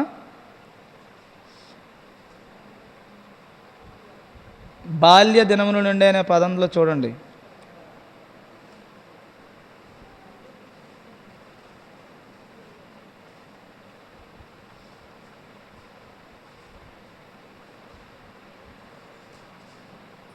ఈసారి ఏం చేస్తారంటే హైలైట్ పెన్నులు కొనుక్కున్నామా, చదువుతున్న వాళ్ళు హైలైట్ తీసుకుని కొన్ని వాటిని అండర్లైన్ చేసుకుంటూ మీరు చక్కగా చెయ్యాలండి. నేను కింద ఉంటే చూసి చేసేవాళ్ళు, ఎందుకంటే తీసే అలవాటు మీకు వచ్చింది కదా. 8వ అధ్యాయం 21 ఆదికాండ గ్రంథము 8:21. 8:21. నరుల హృదయ ఆలోచన బాల్యము నుండే చెడ్డది. ఏమా? కాబట్టి నరుల యొక్క ఆలోచన విధానం ఎక్కడి నుంచి స్టార్ట్ అవుతుందంటే అక్కడ ఏమన్నాడమ్మా? ఏంటి ఆలోచన విధానం? బాల్య దశ నుంచి చెడ్డది. మరి పుట్టుతున్నటువంటి వ్యక్తి ఇది చూడండి, రోమిలు అది కీర్తనల గ్రంథము 51:5. కీర్తన 51:5. పాపములో పుట్టినవాడును పాపములో నా తల్లి నన్ను గర్భమందు ధరించి ఉంది. ఇప్పుడు పుట్టినటువంటి వ్యక్తిలో పాపం ఉందా లేదా అమ్మా? ఉందా? ఎంత తమ్ముడు? పాపం ఉందా మనలో? పుట్టినోళ్ళకి, చిన్నపిల్లడు. ఇంకొప్పుడు సంగీతాల పాప ఉన్నాడు, బాబు ఉన్నాడు. బాబులో పాపం ఉందంటారా లేదా? ఉందా లేదమ్మా? పాపం అనేది ఆ బిడ్డలే ఏం చేశాడని వచ్చింది పాపం. ఆలోచనలో ఏ పాపం చేశాడు అతను? చేశాడా? ఆలోచనలో చేసిందే పాపం తప్ప తల్లి గర్భములో నుంచి పుడుతున్నప్పుడు మరణమనే అంటే తప్పు చేసిన ఆదాము దగ్గర నుంచి వస్తున్న ఆ పాపం ఏదైతే ఉంటుందో మనిషి శరీరములో నుండి పాపములో కంది. ఈ లోకం పాపం, తల్లి గర్భం పాపం. తల్లే పాపం. ఎందుకని? మరణకరమైనటువంటి విషయాల్లో ఉంది కనుక. తల్లి చనిపోద్దా? చనిపోతుందంటే ఏమున్నట్టు? పాపం ఉంది. ఏ పాపం? ఆజ్ఞను అతిక్రమించిన కారణంగా ఆదాము సంతతి అంతా కూడా ఎందులోకి వచ్చారు? మరణములోనికి వచ్చారు. మరణం ఏది? ఆజ్ఞాతిక్రమమే పాపము. పాపమునకు జీతము మరణము. మరణము గనుక ఆ పాపము మరణకరమైనటువంటి రోగంతో మనిషి వెంటాడుతూ ఉన్నాడు. అయితే 2 పాపాలు, ఒకటి పుట్టుకలో వచ్చే పాపం, 2 ఆలోచనలతో చేసేది పాపం. ఇప్పుడు సంగీత వాళ్ళ బాబుకి ఆలోచనతో వచ్చే పాపం ఉందా? లేదు. దేంట్లో ఉంది? పుట్టుకలో ఉన్నటువంటి పాపం ఉంది. అందుకనే తల్లి కడుపును పుట్టిన ప్రతి ఒక్కడికి ఈ పాపం ఉంది కనుక తల్లి గర్భంలో పుట్టినటువంటి బిడ్డ మరణములోనికి వెళ్తాడు కనుక అందుకని క్రీస్తులో మళ్ళీ పుట్టాలి. అందుకని క్రీస్తులో నా కొడుకు మళ్ళీ పుట్టాలని అలా పుట్టించగలిగే స్థితి తల్లిదండ్రులు బిడ్డలకు ఇవ్వగలిగితే అలా ఇచ్చినందుకు మీకు పరలోకం, అలా తయారైనందుకు నీ కొడుకుకి పరలోకం అని బైబిల్ మనకి తెలియజేస్తుంది. కాబట్టి బుద్ధిపూర్వకమైన పాపం ఇంకా ఆ బాబుకి జరగలేదు. అది ఎప్పటి నుంచి స్టార్ట్ అవుద్దట? బాల్యం నుంచి స్టార్ట్ అవుద్ది. మరి ఇప్పుడు ఇదేంటి? ఇది బాల్యమా కాదా? అందుకని మీరు చదువుకోవాలన్నమాట. దశలు ఉంటాయి. శిశు దశ ఏమ్మా, చిన్న పిల్లాడు ఇంకో పుట్టినప్పటి నుంచి ఒక ఇన్ని రోజుల వరకు ఒక దశ ఉంటుంది. సైకాలజీలో ఉంటుంది ఇది. ఆ తర్వాత టీచర్ చదువుతున్న వాళ్ళకి ఇది చైల్డ్ సైకాలజీ అని ఒక సిలబస్ అనమాట, దాంట్లో ఉంటుంది. ఇంకో ఈ సంవత్సరం నుంచి ఈ సంవత్సరం వరకు ఏ దశది? బాల్య దశ, తర్వాత కౌమార దశ, తర్వాత యవనప్రాయ దశ, ఇలాగ చివరికి వృద్ధాప్య దశ, ఇలాగ దశలు ఉంటాయి. మొత్తం 6-7 దశలు ఉంటాయి. ఇప్పుడు ఆ బిడ్డ శిశుప్రాయ దశలో ఉన్నాడనమాట. శిశుప్రాయ దశలో ఉన్నప్పుడు ఇప్పుడు నేర్చుకుంటున్నాడు. వాళ్ళ అమ్మ ఏం చేస్తుందో చూస్తూ ఉంటాడు, రాసుకుంటాడు. హృదయం మీద రాస్తాడు. ఆడికి హృదయం అనే పలకం ఉంటుంది, హృదయం మీద ఉండే రాసే పెన్ ఒకటి ఉంటుంది. అమ్మ ఏం చేస్తుందో అది చూస్తాడు. అందుకని అమ్మ రోజు తిడుతుంది అనుకోండి, అలా రిజిస్టర్ అయ్యి కొంచెం పెద్దోడైన తర్వాత నీ అమ్మ అంటాడు అనమాట. వీడికి ఎక్కడి నుంచి వచ్చిందిరా నీ అమ్మ అంటే, ఆడు మాట్లాడితే ఇంట్లో నీ అమ్మ అన్న మాటలు రిజిస్టర్ అయ్యి ఒక్కసారిగా డెడెలమని డైలాగ్ కొడతాడు. ఆ చిన్నోడు కదని పట్టించుకోం, ముదిరిపోయి పెద్దోడు అయిపోతాడు. ఇంకా అక్కడి నుంచి నీ అమ్మ అంటే అందరినీ అమ్మలే. కాబట్టి ఇప్పుడు తల్లిదండ్రులు చేస్తున్న ప్రతి ప్రవర్తన, ఒక్కొక్కరు మీరేం చేస్తారంటే ఎత్తుకోలేక బట్టలు నానబెట్టానని ఆవిడకు ఎత్తారు. బట్టలు ఉతుక్కోవాలి కదని పిల్లల్ని ఎవరికి ఇస్తారు? ఎవరో ఇరుగు పొరుగు వాళ్ళు చూసే వాళ్ళకి ఇస్తారు. మంచోళ్ళు అయితే గొడవలేదు. వాళ్ళు ఏమన్నా చుట్టలు కాల్చే వాళ్ళు అనుకో, ఆడు చుట్టలు ఆగుతూ ఉంటాడు. వీడు ఎలా లాగుతున్నాడు ఏటని. అప్పుడు కొంచెం వయసు వచ్చాక అక్కడ ఏదన్నా ఉంటే నోట్లో పెట్టుకుంటూ ఉంటాడు. నోట్లో పెట్టుకుని వాళ్ళు ఏం చేశారో చేస్తూ ఉంటాడు. అలాగా ప్రతిదీ పిల్లలు నేర్చుకుంటారనమాట. అందుకని బాల్య దశ నుంచి కూడా నేర్చుకునే పరిస్థితులు వస్తాయి పిల్లలకి. అసలు ఒక్కొక్కడైతే గర్భంలో ఉండగానే నేర్చేసుకుంటాడు. గర్భంలో వాళ్ళ అమ్మ నాన్న తిట్టుకుని వాళ్ళ అమ్మ ఏదైనా ఎక్కువ స్ట్రగుల్ అయితే, వాళ్ళ అమ్మ ఏదైనా చేస్తుంటే గర్భంలో ఉన్నప్పటి నుంచి కూడా అబ్జర్వ్ చేసుకునేటువంటి కెపాసిటీ బ్రెయిన్లో అది తయారవుతుందంటే నేను పట్టుకునే అవకాశం వస్తుందని అర్థం. అంతే కదా? తల్లి ఏం చేస్తున్నాడో, తల్లి బాగా ఎడుతుందనుకో బిడ్డకి దాని ప్రభావం ఉంటుంది. తల్లి బాగా నవ్వుతుందనుకో బిడ్డకి ప్రభావం ఉంటుంది. తల్లి బాగా చుట్టగాలుతుందనుకో ఆ ప్రభావం ఎవరికి ఉంటుంది? బిడ్డకు ఉంటుంది. తల్లి ఏం చేసినా బిడ్డకు వస్తుంది మొదటి నుంచే. ఒక్కొక్కడు మంచి మూర్ఖుళ్ళ పుడతాడు. ఎందుకని? అండ్ అలా తయారు చేస్తుంది అమ్మ. తయారు చేస్తుంది అంటే ఆవిడ పెద్ద మూర్ఖురాలు అనుకో, మరి ఆటోమేటిక్గా ఏమవుతుంది? ఆ లక్షణాలు వచ్చేస్తాయి. అందుకని చాలా జాగ్రత్తగా ఉండాలి. గర్భంలో పడిన దగ్గర నుంచి ఏమాడి బాల్య దశకు వచ్చేదాకా ఇవన్నీ ఏముంటాయి? లక్షణం అంతా వాడికి వస్తుంది. ఇక బాల్యంలోకి వచ్చిన తర్వాత వాడి చేష్టలతో మనకి చూపిస్తూ ఉంటాడు వాడు ఒరిజినాలిటీ. చక్కగా వాడు మనకి నేర్పిస్తూ ఉంటాడు అనమాట. నరికేస్తా, చంపేస్తా, మరి మీరు ఏది చెప్తే అదే బైబిల్ నేర్పారనుకోండి, ప్రార్థన చేద్దామంటే అంటాడు అనమాట. ప్రార్థన చేస్తాడు. మనం మర్చిపోయినా లేకండి ప్రార్థన అంటాడు అనమాట. అలాగ మనం ప్రతిదీ మంచి నేర్పించాలి. సరే, బాల్యం నుంచి చెడ్డోడేనా మనిషి చిన్నపిల్లడు? ఎందుకు? బుద్ధిపూర్వకంగా ఇది ఏది రైటో ఏది మంచో ఇలాంటివన్నీ వాడికి వచ్చేస్తాయన్నమాట. అక్కడి నుంచి వాడు బుద్ధిపూర్వకంగా చేసే ఆ పాపం మనిషిని నరకానికి నడిపిస్తుంది. కాబట్టి ఆడికి బుద్ధే ముందు బాల్యములోనే ఆయన బోధయందు శిక్షణయందు మనం కొట్టి తిట్టి వాడికి సరైనటువంటి మార్గంలో నేర్పించేస్తే పెద్దవాడు అయిన తర్వాత వాడు తొలగిపోడు అని బైబిల్ మనకి చెప్తుంది. అయితే ఈ యవనస్తుడు ఎలాంటి లక్షణాలతో నిండుకున్నాడంటే, వాడిలో ఒక మోగదెయ్యం పట్టింది, ఒక దెయ్యం పట్టింది. దెయ్యం పట్టిందంటే భౌతికమైనటువంటి దెయ్యమా, లేకపోతే వాడిలో ఉన్న లక్షణాలు అవి? ఇదేంటండి, మనిషి ప్రవర్తన మార్చేటువంటి సాతాను బుద్ధిని పక్కన పెట్టి మనిషి శారీరకంగా వాడు అనారోగ్యం బాగోపోతే దెయ్యం అంటారటి. అందుకని వీడికి దెయ్యం పట్టిందన్నాడు కాబట్టి వీడిని అడ్డెట్టుకుని కుటుంబాన్ని వాడిని మింగేయాలని చిన్నప్పటి నుంచి చూస్తున్నాడు సాతాను. పెద్దదిగా దాకా ఆగుతున్నాడా? అమ్మ నాన్నకి ఎందుకు కోపం పెడుతున్నాడు ఎదురుగా పిల్లల్ని పెట్టి?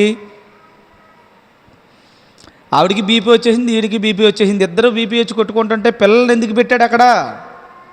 వీళ్ళిద్దరూ కలిపి పిల్లల్ని పాడు చేయాలని. అది ఎవడ బుద్ధి? సాతాను. 4 గోడల మధ్యన దెబ్బలాడుకుంటే వీడికేమొద్దే, పిల్లడు పాడవాలి కదా అడికి. కాబట్టి ఇలాంటి దెయ్యాలు వాడిలో ప్రవేశిస్తున్నాయి. ఏమో చూడండి, ఒక కుర్రాడు చాలా మూర్ఖంగా ఉంటాడు. నేను చాలా మూర్ఖంగా ఉండే కుర్రాళ్ళని చూస్తాను, చిన్నపిల్లలు అనమాట. అంతెందుకు ఇక్కడే చిన్నపిల్లలు ఇద్దరు. ఆడేదో కాంగో కొట్టాలంటున్నాడు ఒకడు, ఈడేమో నేను కొడతానని. ఇద్దరు ఈడికంటే పెద్దోడు మళ్ళీని. ఒకడు చిన్నోడు ఉన్నాడు, చిన్నోడు. ఇంకొకడేమో ఆడికంటే పెద్దోడు ఉన్నాడు. పెద్దోడు వెళ్ళి కొట్టేస్తున్నాడు, ఈడిదంట అది ఆడి ముందు కొట్టాడంట. ఆడిని ఇమ్మని చిన్న కుర్రోడు అంటున్నాడు అనమాట. లేదని అని లాగేస్తున్నాడు. ఆడి బలం సరిపోతలేదు, చిన్న కుర్రోడు బలం సరిపోతలేదు. ఆ పెద్దోడు కొద్దిగా బలంగా ఉంటాడు కాబట్టి ఆడు కాంగో కొడుతున్నాడు. ఈడు ఏం చేశాడు తెలుసు? ఇంకా చిన్న కుర్రోడు ఆడు చెయ్యట్టుకుని కురికేసాడు. ఆడేదో పెద్ద కర్ర తెచ్చాడు, మళ్ళీని ఏదో ఉందంత కర్ర, ఆ కర్ర ఇచ్చుకుని కూడా అతను ఈడు పారిపోయాడు అని చూసి, చిన్న కుర్రోడిని చూసి. అంటే ఆడికి ఎక్కడొచ్చింది తత్వం అని కూర్చోబెట్టి, ఒరే ఇలా చేయకూడదురా, అలా చేయకూడదురా, నువ్వు ఏం చేసినా నాకు చెప్పాలి కానీ అంటే అప్పటి నుంచి చెప్తూ ప్రారంభించాడు. అండి పాస్టర్ గారు, ఈడు ఇలా చేస్తున్నాడు, ఆడు అలా చేస్తున్నాడు అని చెప్పాడు. చెప్తే అన్నాడు పాపం. కానీ వాళ్ళు ఏముంది? మూర్ఖత్వం చిన్నతనం నుంచే వచ్చేసింది. ఆడు ఎక్కడ చూశాడు ఇది? ఆడు ఊరికే చేయడాడు, ఎక్కడో చూశాడు. ఆ కుటుంబాల్లో చూశాడో, ఎదురింట్లో చూశాడో, పక్కింట్లో చూశాడో, లేకపోతే సినిమాల్లో చూశాడో, మొత్తానికి సీరియల్లో చూశాడో తెలదు. కానీ మొత్తానికి ఆడు ఎలాగో పట్టుకున్నాడు అనమాట. పట్టుకుని ఇప్పుడు ఆ దెయ్యం వచ్చిందా? ఆడిలోకి దెయ్యం వచ్చిందా? అంతే. ఆడు చేసే చేష్టకే పేరు దెయ్యం పట్టిందని కదా. ఆ దెయ్యం ఆళ్ళలోకి బాల్యం నుంచే వచ్చింది. అలాంటి కుర్రోడు ఒకడిని సాతాను పాడు చేసేసినటువంటి కుర్రోడు ఒకడు వచ్చాడనమాట. ఆ కుర్రోడు సాతాను పట్టేసుకుందాన్ని, ఆడి మోగదెయ్యం పట్టుకుందాన్ని. ఆడు మరి దేనికి రెస్పాండ్ అవ్వడు అనుకుంటా. ఏం మంచి చెప్పినా చేయడేమో, చెడు చెప్పినా చేయడేమో, దరిద్రంలో ఉన్నట్టున్నాడు ఆ కుర్రోడు. ఎందుకు వచ్చిందో తెలదు కానీ వాడికి ఈ భయంకరమైన పరిస్థితి వచ్చింది. అప్పుడు ఎక్కడో పట్టిందంట అండి. ఎక్కడ పడితే దెయ్యం ఇక్కడ దాకా రాలేదా? అక్కడికి వెళ్తేనే పడద్దటి. ఎక్కడెక్కడో నేర్చుకుంటూ ఉంటారు కొన్ని విషయాలు, చెడు. అదంతా కూడా ఆ కుర్రోడికి వచ్చింది. శిష్యులు ఇక్కడ వాడి నుంచి దాన్ని విడుదల చేయాలనే ఒక పరిస్థితి లేదన్నమాట. కాబట్టి అక్కడ చెప్తున్నాడు యేసు ప్రభు, విశ్వాసము అనే మాట వాడాడు. విశ్వాసం అనే మాటకి ఏంటమ్మా అర్థం? ఏది మన కంటికి కనబడదో ఆ కంటికి కనబడని దానిని ఒకడికి నేర్చుకోగలిగితే, ఆ దాని కొరకు ఒకడు ప్రయత్నం చేయగలిగితే దానిని విశ్వాసమని మనం బైబిల్ చెప్తుంది. నిరీక్షింపబడి వాటి యొక్క నిజస్వరూపం. నిరీక్షణ అంటున్నామంటే ఎదురుగా మనకి లేదు, అది రాబోయేది అని మనకి అర్థమవుతుంది. విశ్వాసం అనేది నమ్మకం అనే దాంట్లో తీసుకుంటున్నారు. అది అక్కడ కొంచెం ఇబ్బంది వస్తుంది అనమాట. నమ్మకం అంటే ఏంటి? ఇలా చేస్తే నాకు దేవుడు ఇలా దీవిస్తాడు, ఇలా చేస్తే దేవుడు నన్ను ఇలా, అది నమ్మడం. విశ్వాసములో కూడా నమ్మకం ఒక భాగమే. కానీ ఆ నమ్మకమే చూసుకుని అసలైనటువంటి విషయాన్ని మనం పక్కకి ఈ మాటలు అర్థమవుతున్నాయమ్మా? మామూలు మాటలకైతే అయితే అర్థమవును. ఇక్కడ కొంచెం టాపిక్ కొంచెం కష్టమైంది కాబట్టి మళ్ళీ మీరు పైకి చూస్తున్నారు, తేలేస్తున్నారు. చిన్నపిల్లలు చూస్తారు, అలాగా చూస్తున్నారు. కాబట్టి ఇక్కడ దెయ్యం పట్టడం అంటే ఒక మనిషిని పూర్తిగా సాతాను యొక్క కంట్రోల్లోకి తీసుకుంటాడు అనమాట. ఒక్కొక్క విషయంలో ఒక్కొక్క విషయంలో ఈడేమో కొన్ని దేనికి స్పందించలేని ఒక మోగడైపోయాడు, జ్ఞానము లేనటువంటి స్థితిలోకి తీసుకొచ్చాడనమాట.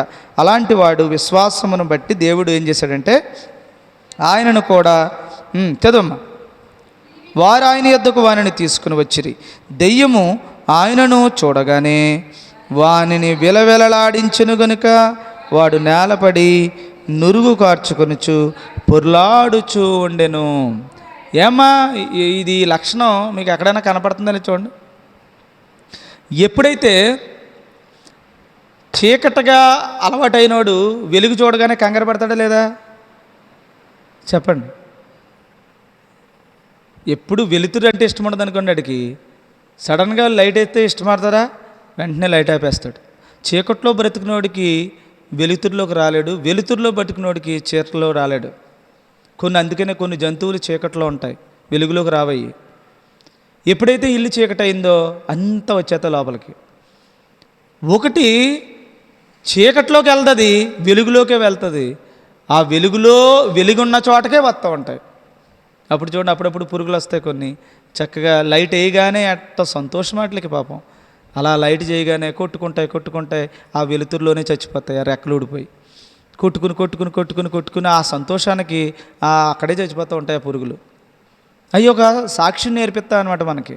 ఒక్కొక్కటి లైట్ అయ్యి రాదది. నేను నక్కని రమ్మంటే వస్తుందేమో చూడండి, వెలుతురులోకి అలా చూస్తూ ఉంటుంది లోపల. ఏమా అలాగే ఎప్పుడు దొరుకుతుందా అని చూస్తూ ఉంటుంది. ఎప్పుడు లైట్ ఆర్పుతారా అంటారు. కాబట్టి చీకటి కార్యాలు చేసే వాళ్ళందరూ చీకట్లోనే బ్రతుకుతారనమాట. ఈ చీకటి అనేది అజ్ఞానం అయితే, ఈ అజ్ఞానమైన మాటల దగ్గరికే మనుషులు చేరతారు. మరి వీడికి అజ్ఞానం ఎలా వచ్చిందో కానీ అన్నింట్లో మోగోడైపోయాడు.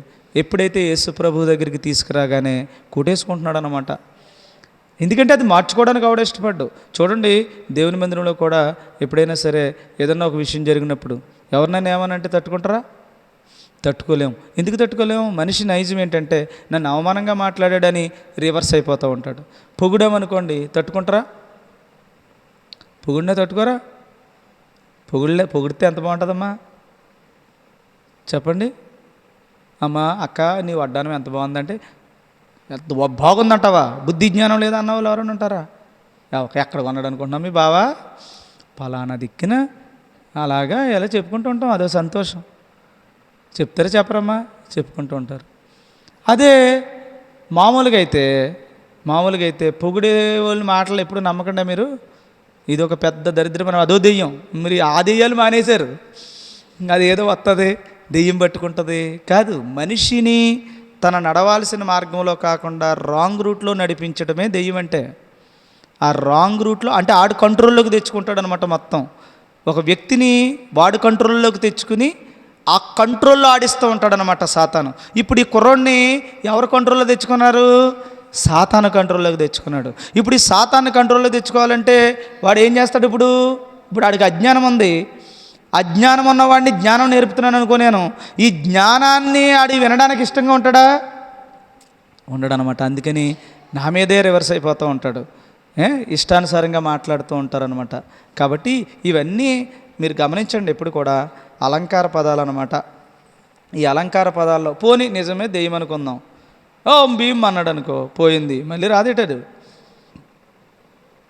అవి కాదు, వాళ్ళలో ఉన్నటువంటి సాతాను వాడిని కంట్రోల్లోకి తీసుకున్నటువంటి గుణం, ఆ నొరగ కక్కడం, కిలగిలా కొట్టుకోవడం, ఇవన్నీ కూడా అలంకార పదాలయ్యి.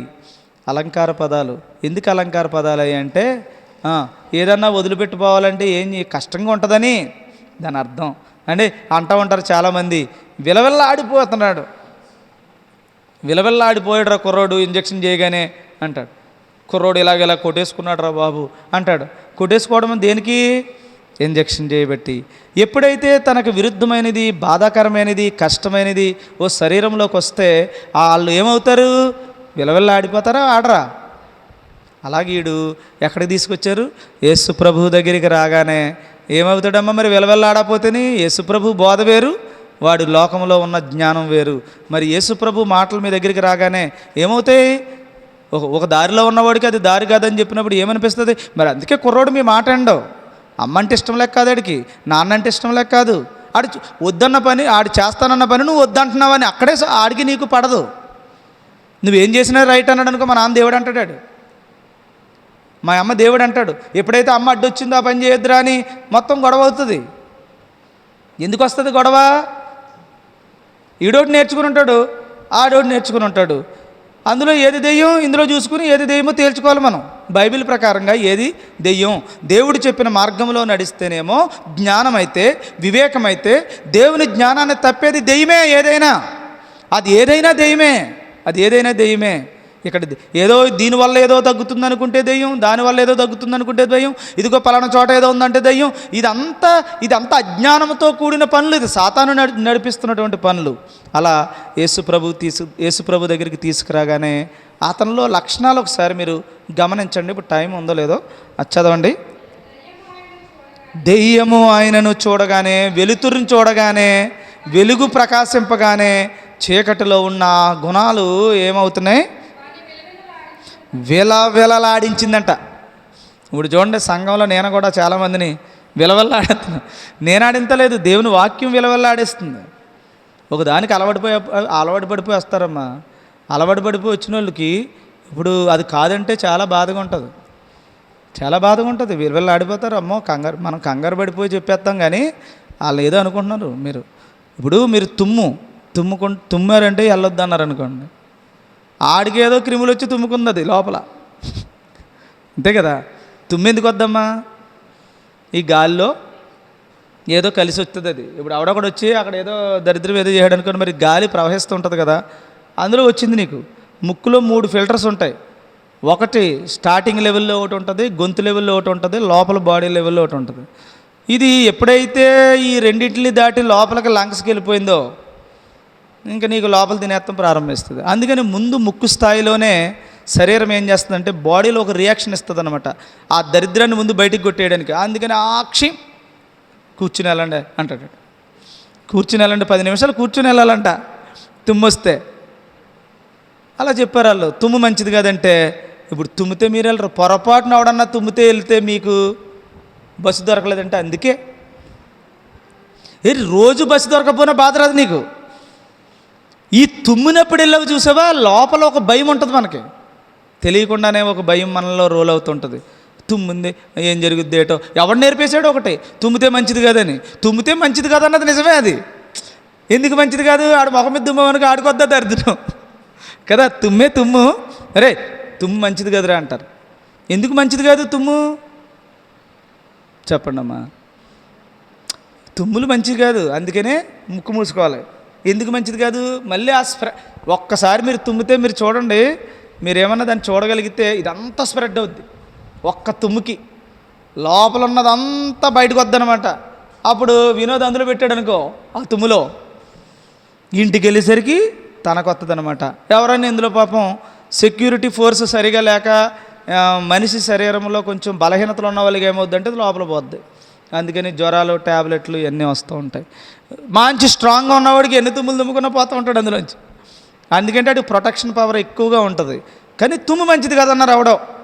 తుమ్ము ఎందుకు మంచిది కాదన్నాడు తెలాలి కదా వీడికి. ఇప్పుడు మొన్న ఇది కరోనా వచ్చింది, మాస్క్ పెట్టుకోమన్నారు. ఎందుకు పెట్టుకోమన్నారు? అది ఎందుకు పెట్టుకోమని తెలితే మాస్క్ పెట్టేయాలి అంతే. మాస్క్ పెట్టేశారనుకోండి, ఎవరికి మంచిది ఇంతకనే మాస్క్ పెట్టుకోవడం వల్ల? అమ్మా,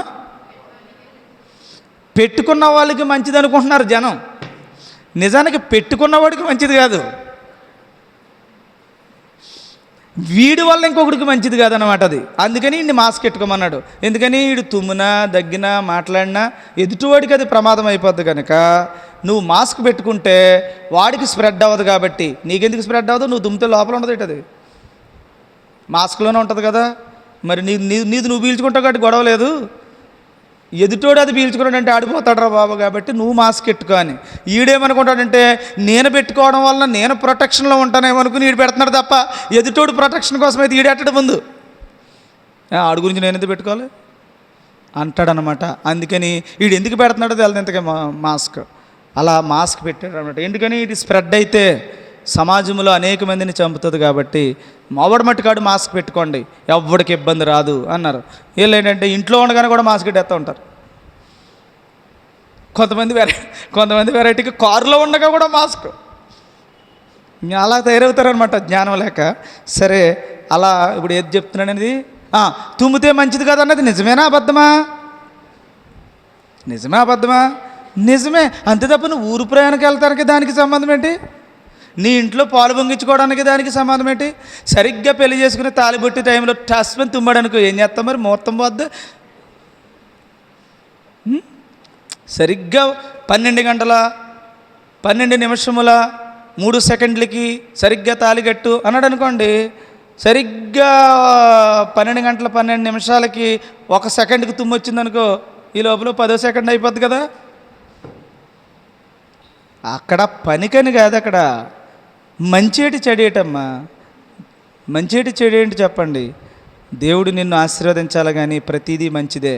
కాబట్టి ఇవన్నీ మనం అజ్ఞానంతోనే నమ్ముతాము. కాబట్టి ఇక్కడ తుమ్ము మంచిదా కాదా? తుమ్ము మంచిదేనా? అందులో పెడితే మంచిది కాదు. కానీ ఇంక వీలైతే నన్ను అడిగితే ఇంకా నువ్వు వెళ్ళకుండా ఉండడానికి ఇంకా 10 నిమిషాలు ఆగు, నేను ఇంకా 2 తుమ్ములు తుమ్ముతాను, పీల్చుకుని వెళ్దు కానీ అన్నట్టు కూర్చుని వెళ్ళి ఇంకా తుమ్ముతాను నేను, అప్పుడు ఇంటికి పెట్టుకెళ్ళదు. కానీ మీ కుటుంబం కూడా మరి నాలా తయారవ్వాలి కదా అన్నట్టు కూర్చుని వెళ్ళమంటారు. అదేటో అసలు అక్కడ ఉండాలా ఉండకూడదు? ఇప్పుడు తుమ్మునోడి దగ్గర అంటే ఇప్పుడు ఒరే తుమ్మనరా బాబు నువ్వు వెళ్ళిపో అంటాం పోయి, ఇప్పుడు ఆడి తుమ్మునే ఉండమన్నా ఈడి తుమ్మునే ఉండమన్నా ఇద్దరికీ మంచిది కాదు కదా. ఇలాంటి ఎంతమంది త్వరగా పంపితే అంత మంచిది అనుకోవాలి. కానీ కాసేపు కూర్చుని వెళ్ళు, ఇద్దరం కలిసి పంచుకుందాం అన్నట్టు వెళ్ళిపోవాలి. తుమ్ము అనేటువంటిది శరీరంలో ఒక క్రిములు నీలో ప్రవేశిస్తున్నప్పుడు శరీరం తనను తాను కాపాడుకోవడం కోసం ఆ క్రిముల్ని బయటికి గెంటుతుంది. ఆ బయటికి గెంటే క్రమంలో తుమ్ము మంచిది కాదన్నారు తప్ప నేను ఊరెళ్తాకనే వీటికి వాటికి మూఢనమ్మకాలకి సంబంధం ఏముంది అసలు? కాబట్టి ఇక్కడ యేసు ప్రభు దగ్గరికి ఇవన్నీ వాళ్ళ చెప్పింది ఒక అందుకు, నువ్వు అర్థం చేసుకున్నది ఇంకొందుకు. ఇక్కడ దెయ్యం పట్టింది అన్నది చెప్పింది ఒక అందుకు, నువ్వు అర్థం చేసుకుంటుంది ఇంకొక అందుకు. ప్రతిదంతేనండి. జ్ఞానం ఎప్పుడు కూడా జ్ఞానం స్ట్రైట్గా దొరకదు నీకు. దెయ్యం పట్టిందన్నావు, దెయ్యాలు వదులుతూ ఉంటాడు, పరలోకి వెళ్ళిపోతావా? ఈ దెయ్యాలతో సంబంధం ఏంటి నీకు? ఈ దెయ్యం మనిషిని ఎందుకు పట్టుకుంటుంది? మనిషిని ఎందుకు పట్టుకోవాలి దెయ్యం? అసలు తన గ్రిప్లో పెట్టుకోవడానికి. ఎందుకు గ్రిప్లో పెట్టుకుంటుంది? చేయకూడని పనులన్నీ, భ్రష్ట హృదయాలు, భ్రష్ట మనసులు వచ్చి మనిషి అలా ఒకటి సినిమాకి వెళ్తున్నాడంటే, ఒక షికారుకి వెళ్తున్నాడంటే అండి, ఒక సినిమా హీరోని మనిషి పూజిస్తున్నాడంటాడు. ఏ దెయ్యం పట్టుకుంటే పూజిస్తున్నాడు? అసలు సినిమా హీరోని పూజించటం ఏంటండి? నీకేమన్నా అన్నం పెట్టాడా? నీకేమన్నా కుటుంబాన్ని ఇచ్చాడా? నీకు జీవితాన్ని ఇచ్చాడా? వాడేదో ఉద్యోగం చేసుకుంటున్నాడు, వాడేదో సినిమాలు చేసుకుని డబ్బులు సంపాదించుకుంటాడు, నువ్వు వాడిని పూజ చేస్తుంటే నీకు ఏదేం పట్టుకుంది? హీరో వర్షిప్ అంటారు దాన్ని. కాబట్టి జ్ఞానం తెలిసిందనుకో ఎన్నాళ్ళు తప్పు. నేను ఒకప్పుడు పూజ చేసి ఉండే కదా, ఆ పూజలో నుంచి బయటకు వచ్చాం కదా, అజ్ఞానంలో నుంచి జ్ఞానంలోకి వచ్చాను. ఇప్పుడు వాళ్ళని చూస్తే పడతలేదు నాకు. ఒకప్పుడు దీన్ని అవడట్టుకుంటున్నాడు, ఆడిబడివాడు కాదు మనకి. కాబట్టి యేసు ప్రభు దగ్గరికి ఇలా వచ్చినటువంటి వ్యక్తి ఎవరైతే ఉన్నారో చెప్తున్నాడు అన్నమాట. వారు ఆయన యొద్దకు వారిని తీసుకుని వచ్చిరి. దెయ్యము ఆయనను చూడగానే వారిని విలవిలలాడించెను గనుక, విలవిలలాడింది. అది పోవాలా? ఆడి సామ్రాజ్యాన్ని కూల్చుకోవాలా? వాళ్ళలో ఉండేటువంటి ఆ బుద్ధులెన్నో నేర్పేశాడు, ఎంతో కష్టపడి నేర్పించుకున్నాడు పాపం. ఇప్పుడు యేసుప్రభు దగ్గర రాగానే ఈ అజ్ఞానంతో వదలాలా వదలకూడదా అని ఎవడు కొట్టుకుంటున్నాడు? దెయ్యం కొట్టుకుంటుందా, మనిషి కొట్టుకుంటున్నాడా? అసలు దెయ్యం ఉంటే కదా మా కొట్టుకుంటాక అక్కడ. ఈయన్ని తీసుకొస్తే దెయ్యం, ఇప్పుడు యేసుప్రభు దగ్గర తీసుకొస్తున్నారని దెయ్యాన్ని తెలదా? తెలిసే తెలదా? గాలి అయితే మీరు అనుకున్నట్టు గాలి పడింది అనుకో, ఆ గాలి అక్కడికి తీసుకుపోతున్నారు, ఈయన్ని చంపేస్తారని తెలిస్తే ఉంటుంది. అది ఎలా వచ్చింది అలా పోదా వెంటనే. ఏమ్మా, ఇప్పుడు నేనే వినోద్ని పట్టుకున్నాను అనుకో, ఇప్పుడు వాళ్ళ అమ్మగారింటికి తీసుకెళ్ళారు. వాళ్ళ అమ్మగారేమో నిప్పులు కాస్తున్నారు అనుకో స్టవ్ మీద. నాకు తెలదా? బుద్ధి జ్ఞానం ఉన్నవాడిని అయితేని అందులో ఉన్నవాడు నేను ఉంటానా పారిపోతానా? చెప్పరేటమ్మా, దెయ్యమే కదా. అప్పుడు ఏం చేస్తాను? కాలిపించుకుని అప్పుడు వెళ్తానా? తప్పమని పోతాను దెయ్యాన్ని అయితే. దెయ్యం అంటే ఏంటి? నువ్వు అనుకున్న గాలే కదా అంటున్నావు. ఇప్పుడు గాలి అట్టుకున్నవాడు ఏం చేస్తాడు? ఎలాగొచ్చిందో గాలి అలా పోద్ది కదా. యేసుప్రభు దగ్గర దాకా తీసుకొస్తుంటే కింద ఎందుకు ఎత్తి కొట్టుకోవాలి? అందులోంచి రాలేదా? ఎలా వచ్చిందో మళ్ళీ అలాగ వెళ్ళలేదేంటి? ఇదంతా నీ ఇమాజినేషన్స్. కానీ అక్కడ ఏంటి? మనిషికి నేర్పించేసింది. అది మనిషికి నేర్పించేసింది. ఇప్పుడు చుట్ట నేర్పించేసింది నీకు. చుట్టట్టు పోయాను నేను, విలవిల ఆడేవా? మామూలు విలవిల సూర్యులన్నీ ఇంతకుముందు మా మామ ఉండేది. మా మామకి చుట్టగాల్చి ఇంత చుట్ట పెద్ద మామూలు చుట్టలు కాదయ్యి.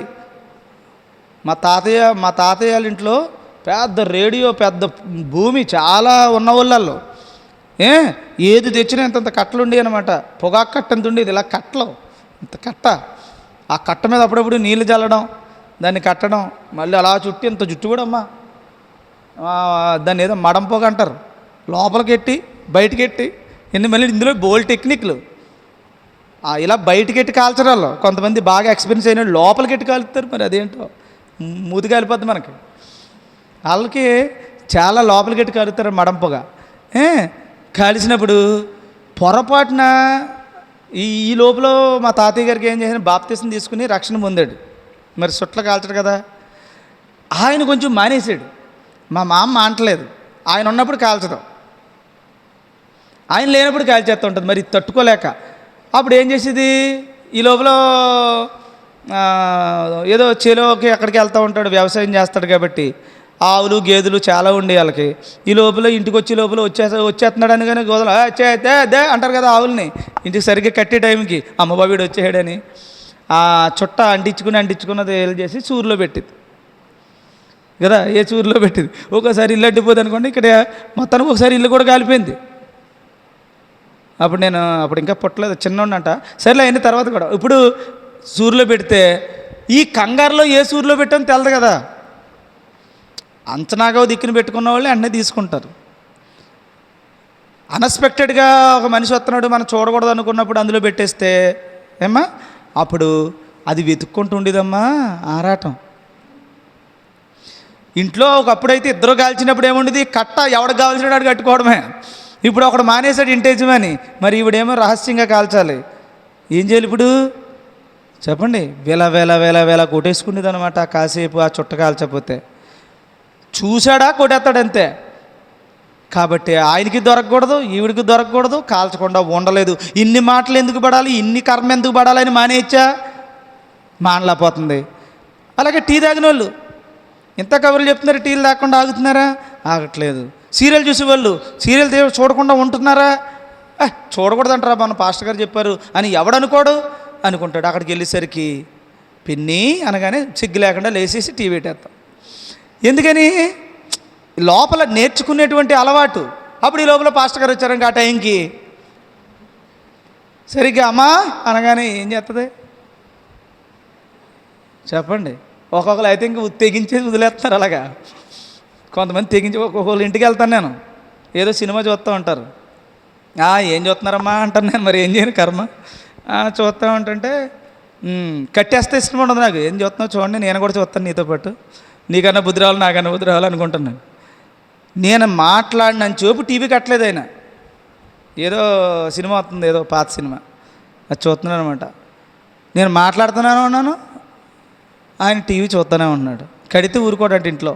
ఇప్పుడు ఏంటి సిచ్యువేషను? వ్యసనం అన్నమాట. ఇంకది మనిషిని, నాతో బతికినోడికైతే ఇటు ఉండలేడు అటు ఉండలేడు. ఈయన నాతో సంబంధం లేదు, పెద్ద ప్రార్థనకు రాడు. కాబట్టి ఏం చేస్తాను, నువ్వుతోనే సంబంధం ఏంది, మా ఓడితో నేను ఉంటానని వస్తే నువ్వు మా వాళ్ళతో మాట్లాడుకుని పో, అంతే తప్ప నన్ను మాత్రం డిస్టర్బ్ చేయక అన్నట్టుగా అతని పని ఏదో అతను చూస్తున్నాడు. నేను 2 సార్లు వెళ్ళాను, 2 సార్లు అదే పని మీద ఉన్నాడు ఆయన. ఏమ్మా సరే వాళ్ళు అంటున్నారు అక్కడ కట్టే అంటాకేమో వాళ్ళకి భయం, మరి ఆయన ఏమంటాడో. సో ఇప్పుడు పాస్టర్ గారిని గౌరవిస్తావు, నువ్వు సీరియల్ని గౌరవిస్తావు. ఇప్పుడు వచ్చాను నేను, ఏం చేస్తావు? కడతావు కానీ దాటిపోతుందని విలవిల ఆడేద్దా ప్రాణం, ఆడదా? చెప్పండి అమ్మా, మామూలుగా చిన్న మాట. విలవిల ఆడుతుందా ఆడదా? గిలగిల కొడేసుకుంటుంది మనస్సు. ఎవడన్నా ఏమనంటే గిలగిల కొట్టుకోదా? ఎవడో ఏదైనా అన్నాడు లోపల ఊరుకుంటుందమ్మా నీ మనసు? గిలగిల ఆడించేస్తూ ఉంటుంది. అన్నం తినపుచ్చేదు. ఎందుకని? వాడు ఎలాగన్నాడు, మా ఆయన ఎలాగన్నాడు, మా అక్క ఎలాగంది, లేకపోతే ఆవిడ ఎవరు ఎలాగందని లోపలంతా పిండెత్తదా? నాలేటోడికి పిండదు. ఎందుకని? అదంతా మన మంచి కోసమే అని వదిలేసిపోతున్నాం. కాబట్టి ఇంకా ఏం చేస్తున్నాం, మొండికెత్తినోడికి ఇంకేం చేస్తుంది? అందువల్ల నేను వస్తుంది, బాధ వస్తుంది, కానీ టక్కమని దాన్ని ఓహో ఇది నా మంచి కోసమే అనుకున్నానంటే దాని జోలికి వెళ్ళను. ఇప్పుడు నేను విలవిలా కొట్టుకుంటానా, వదిలేసానా? అయితే మనిషి ఈ దెయ్యముల చేత పీడింపబడుతున్న వ్యక్తి, దెయ్యము అనగా ఏది దేవునికి విరుద్ధమైన భ్రష్టత్వ హృదయం ఒక వరుసలో ఒక మనిషికి సాతాను నేర్పించి పట్టి పీడిస్తున్నాడో ఆ వ్యసనం, ఆ దేవునికి విరుద్ధమైన గుణం దెయ్యం. అలాంటి వ్యక్తిని యేసుప్రభు దగ్గరికి తీసుకొస్తే వాడు మోగోడట. మోగోడంటే ఏంటంటే మోగదెయ్యం పట్టిందంట. మోగదెయ్యం అంటే ఏంటి? దేనికి మంచి పనికి స్పందించడాడు. వాడు ఎప్పుడు జ్ఞానవంతుడిగా ఉండడు, దాంట్లో మోగోడు. మరి అజ్ఞాన విషయంలో ఆడు అక్కడెక్కడో ఉంటాడు, ఆడి ఇష్టమది. కాబట్టి అలాంటి వాడిని తీసుకొస్తే ఆడు ఏమయ్యాడమ్మా? గెలా గెలా గెలా గెలా చెప్పండి, అక్కడ మాటలు ఏమన్నాయి? విలవిలలాడించెను గనుక వాడు నేలపడి నొరగ కార్చుకొనుచు పొర్లాడుచుండెను. వదులుకుంటామంటే ఇలాగే పొర్లాడాలి, అర్థమవుతుందా? అందుకని దేవుడి దగ్గర పొరుల దండాలు పెట్టిస్తారు. మనిషి పాపాన్ని ఇలా ప్రదక్షిణలు చేస్తే చుట్టూ ఇలా దండం పెట్టి నన్ను క్షమించు ప్రభువా అని అలాగ దండాలు ఎట్టుకుంటూ పొరుల దండాలు ఎత్తుంటే ఈ పాపం కరిగి మనిషి పవిత్రుడు అవ్వాలని పెద్దోళ్ళు పెట్టారు, అప్పటికైనా బుద్ధి రావాలని. అది మానేసి లోపలే ఉంటాం, తిరిగేసి వచ్చేస్తున్నారు. ఏమ్మా అలాంటి మనస్తత్వాలు అన్నమాట. విలవిల కొట్టుకోవడం అంటే ఒక చెడును విడిచిపెట్టడం అంటే అంత కష్టం అన్నమాట మనిషికి. సెల్ల చూసి అలవాటు ఉన్నవాడికి సెల్ల చూడకుండా మాని ఏది మర్చిపోతాడో మర్చిపోతుంది కానీ సెల్ మాత్రం మర్చిపోడు. నేను ఎన్నిసార్లు మర్చిపోతాను సెల్లు, మళ్ళీ ఇదేమో అవసరం ఇందులోనే ఉంటాయి అన్నీ, మళ్ళీ వెనక్కి వెళ్ళి తెచ్చుకున్న రోజులు ఎన్నో. ఒక్కొక్కడు అలా కాదు, ముందు తెట్టేస్తాడు, సెల్ మాత్రం ముందు ఉంటుంది. ఒక్కొక్కడు ఏది దేని మీద ఇంట్రెస్ట్ లేదో దాన్ని వదిలేస్తూ ఉంటాం, ఏది ఇంట్రెస్టో ముందు దాన్ని చక్క పెట్టుకుంటూ ఉంటారు. డబ్బులు అవడం మర్చిపోతాడా? అవి మాత్రం ముందు జాగ్రత్తగా దాచుకుంటారు, ఎందుకంటే ఎక్కువ దాని మీద పెడతారు. కాబట్టి నేనేం చెప్తున్నానంటే విలవిలాడేస్తాం, దొర్లేస్తాం, కింద కొట్టేసుకోవటం, నొరగ కక్కేస్తామంటే నొరగ ఎందుకు కక్కేస్తాడో లోపల ఉన్న ఈ దేవునికి విరుద్ధమైనవన్నీ కూడా కక్కుకుంటున్నాడు. కుక్క వాంతి అన్నాడు కదా, వాంతి అంటే కుక్క కానీ వాంతి కానీ అది లోపల ఉన్న గుణాన్ని విడిచిపెట్టడం అని. అలా విడిచిపెడుతూ ఆ లక్షణాలు మూర్ఛ వ్యాధికి వచ్చినటువంటి లక్షణాల్లో కనబడుతున్నాయి అక్కడ. కానీ ఒక వ్యక్తి దేవునిలోనికి వచ్చి జ్ఞానవంతుడైనటువంటి వాడు జ్ఞానవంతుడిగా వెళ్ళడం పర్వాలేదు, కానీ ఒక అజ్ఞాని జ్ఞానవంతుడు అవ్వాలంటే ఆ వ్యక్తిలో పేరుకుపోయిన ఇలాంటి దెయ్యాలను వదిలించాలంటే వాడి దగ్గర ఒరే తప్పు ఇలా చేయకు అంటే వాడు ఎంత కష్టపడిపోతాడో మనిషి మార్చుకోలేడు. ఏదన్నా అవడన్నా అన్నాడంటే సర్రమని కోపం వచ్చేద్ది, అదే ఒక దెయ్యం. అలాంటి వ్యక్తి దేవుని మాటంతో అరే కోపాన్ని ఎలా తగ్గించుకోవాలరా అని విలవల్లాడితే తప్ప ఏ వ్యక్తి కూడా యేసు ప్రభు బోధలోకి రాలేడు. కాబట్టి విలవిలలాడి ఆ వ్యక్తి ఏమయ్యాడమ్మా? నేలపడి నురుగు కార్చుకున్నాడు, అంటే విడిచిపెట్టేశాడు. దేవుని దగ్గర అంటే దేవుని బోధ యందు దేవుని జ్ఞానమందు అతను అంగీకరించాడు. నొరగ విడిచిపెట్టేసి గిలగిల కొట్టుకుని బాధపడి కష్టపడి ఏదైతేనో మొత్తానికి విడిచిపెట్టాడని అర్థం. అది విడిచిపెట్టి అప్పుడు ఆయన ఎంతకాలమైంది వాని తండ్రిని అడిగాడు. తండ్రి బుద్ధి ఉందా నీకు? ఎంతకాలం నుంచి నేర్చుకుంటుంటే నువ్వు తండ్రిగానే ఉన్నావని ఎంతకాలమైందో తెలుసా నీకు అని అడిగినట్టు అనమాట. అది తండ్రి అడగగానే ఆయన అంటున్నాడు బాల్యము నుండియే వానిని నాశనము చేయవలనని తరచుగా అగ్నిలోనూ నీళ్ళలోనూ ప్రడదోయిచు ఏమైనను నీ వలనైతే మా మీద కనికరబడి మాకు సహాయం చేయవలన నేను. అందుకు యేసు నమ్ముట నీ వలనైతే నమ్ముని వానికి సమస్తమును సాధ్యమే. అబ్బా ఎంత మాటలు, ఎన్ని విషయాలు ఉన్నాయి అక్కడ. అప్పటికే టైం అయిపోయింది, కానీ ఆడు చూడండి అండి నాశనం చేయడానికి అగ్గిలోకి నీటిలోకి చంపేస్తాక చూస్తున్నాడు అండి. ఏమ్మా ఎంతమంది చచ్చిపోతున్నారు తెలుసా? ఎంతమంది అజ్ఞానంగా చచ్చిపోతున్నారు తెలుసా? ఒకడికి మందు అలవాటు చేసి, ఒకటి సినిమా అలవాటు చేసి, ఒకడికేమో వ్యసనం అలవాటు చేసి, ఒకడికేమో ఇంకోటి అలవాటు చేసి, ఇన్ని దెయ్యాలు మనుషుల్ని పట్టుకుని పీడించేస్తుంటే, ఇంతమందిని పీడించేస్తుంటే ఇంతమంది ఇలాగే చచ్చిపోతున్నారమ్మా, బతుకుతున్నారా? అందుకని దెయ్యం పట్టుకున్న వాడి లక్షణం ఏంటో తెలుసా? అగ్నిలోకి తీసుకుపోతాడట. అగ్ని అంటే ఏంటి? నీటిలోకి తీసుకుపోతాడట. అంటే అన్ని చంపేసే ఆ సాతాను గుణములోకి తీసుకుపోతాడు అన్నమాట మనిషిని. ఇంకా అందులో ఉన్నవాడు బయటకు వస్తాడా? నరకానికి సిద్ధపాటు చేస్తాడనమాట. కాబట్టి వాడి యొక్క ప్రాణాన్ని, అది మీకు ఈ అగ్ని నీళ్ళు అనేది బైబిల్లో దేవుని యొక్క వాక్యము, దేవుని యొక్క వాక్యం అనే నీరు, దేవుని యొక్క రక్షణ అనేటువంటి అగ్ని, ఇవన్నీ కూడా మీకు ఇంకొక అంటే వాడు ఒరిజినల్కి డూప్లికేట్ ఎలా తయారు చేశాడు అనేది ఇక్కడ మనకు తెలుస్తుంది అనమాట దెయ్యం. కాబట్టి వీడు నాశనం చేసే అగ్ని వేరు, వీడు నాశనం చేసే నీళ్ళు వేరు. దేవుడిచ్చే అగ్ని వేరు, దేవుడిచ్చేటువంటి నీరు వేరు. నీరంటే ఏంటి? మోషే ఆ బండ మీద కొట్టగానే అక్కడ ఏమిటి? నీళ్ళు వచ్చాయి. ఆ బండ ఎవరు? క్రీస్తు. ఆ నీళ్ళు ఇచ్చేది క్రీస్తు. ఆ క్రీస్తులో ఉంది రక్షణ. అదేమో ఆ నీళ్ళు. ఈడే నీళ్ళు మనిషిని భ్రష్టుడు చేసే, మనిషిని నాశనం చేసేటువంటి డూప్లికేట్ అనమాట వీడు తయారు చేస్తున్నాడు. కాబట్టి దెయ్యం అంటే మనలో ఉన్న అజ్ఞానమే, ఈ మూఢనమ్మకాలే, ఈ భయంకరమైన దేవునికి విరుద్ధంగా మనం చేస్తున్న ప్రతిదీ ఒక దెయ్యం. ఆ దెయ్యం యేసు ప్రభు దగ్గరికి వస్తే ఏమవ్వాలి? విలవిలలాడిపోవాలి, విలవిలలాడిపోవాలి. వాడి బ్రతుకు మారాలి, వాడి జీవితం మారాలి, విడిచిపెట్టాలి. ఈ బాల్యం నుంచి పట్టుకుంటా ఈ దెయ్యాలు, వీటన్నింటిని వదిలించాలి. అంతే తప్ప భౌతిక సంబంధమైన మనిషితో మాట్లాడతాం కాదు దెయ్యం. వాడిలో ఉన్న అజ్ఞానాన్ని పారద్రోలడం దెయ్యం అంటే. కాబట్టి మీ మాటలు వింటున్న మీరందరూ కూడా గుర్తుపెట్టుకోండి, అజ్ఞానులుగా గాక జ్ఞానులుగా నడుచుకోవాలని బైబిల్ మనకి తెలియజేస్తుంది. కాబట్టి జ్ఞానంగా నడుచుకుందాం, దేవునికి ఇష్టంగా బ్రతుకుదాం. అజ్ఞానం అనేది ఆల్రెడీ మనలో స్టార్ట్ అయింది. మూఢనమ్మకాలు ఉన్నాయి, కొన్ని ఇంకా ఇప్పటికీ నమ్ముతాం. ఇప్పటికి ఇంకా కొన్ని ఈ మూఢనమ్మకాలు, మూల సిద్ధాంతాలతోనే ఉంటాం. ఒకరోజు సమూయేలు, మొదట గుర్తుపెట్టుకోండి, మీరు ఇంటికి వెళ్ళిన తర్వాత చదవండి. మొదటి సమూయేలు గ్రంథం 4వ అధ్యాయంలో మందసం ఉంటే విజయం మాదే కదా మామూలుగాని. మందసం, దేవుని మందసం ఎక్కడ ఉంటే అక్కడ విజయం వాళ్ళదే. మందసం ఉంటే చాలు మనకి ఇంకా విజయం మాందే అనుకుంటారు వాళ్ళు. కానీ ఒకరోజు మందసం ఉండి ఓడిపోతారు. మందసం అనేది భౌతికంగా చూస్తే దేవుని మందిరంలోనికి నువ్వు వచ్చినా ఓడిపోతావు, దేవుని మందిరంలో ఉన్న సాతానికి బలైపోతావు. దేవుని మందిరంలో దేవుని బిడ్డగా క్రైస్తవుడిగా ఉండగా నువ్వు చేయరాని కార్యాలు చేస్తావు. నువ్వు క్రైస్తవుడు అయినంత మాత్రాన శక్తి నీలోకి వస్తుందని కాదు. అజ్ఞానాన్ని పారద్రోలుకో. ఒక క్రైస్తవులు ఎక్కువ చేస్తున్నారు ఈ మధ్యన అజ్ఞానమైన పనులు, ఉండకూడని చోట చేయకూడని పనులు, అజ్ఞానమైన పనులన్నీ చేస్తున్నారు. కాబట్టి మరి మీరందరూ అట్టి వారిగా ఉండకుండా సమయం అవుతుంది కనుక దేవుడు ఇట్టి మాటల ద్వారా జ్ఞానవంతులుగా మీరు నడుచుకోండి తప్ప అజ్ఞానంగా మీరు ఏది చేయకండి. జ్ఞానం అంటే దేవుని రాజ్యంలోనికి నడిపించే బైబిల్ గ్రంథాన్ని బాగా చదవండి. ఇదేమో విశ్వాస భాగంలో చదవండి తప్ప మీరేమి ఏంటిది అక్షరార్థంగా తీసుకోకండి. అక్షరార్థంగా లేదు బైబిల్, అక్షరార్థంగా ఉండదు కూడా బైబిల్. కాబట్టి అలంకార ప్రాయములో బైబిల్ మనకు రాయబడింది.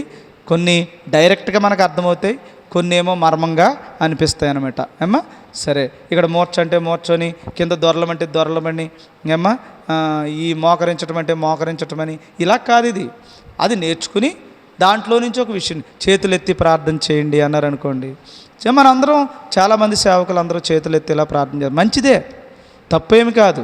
కానీ చేతులు ఎందుకు ఎత్తమన్నాడు అన్న విషయం జ్ఞానంగా నేర్చుకోవాలి. ఎందుకు ఎత్తమన్నాడు?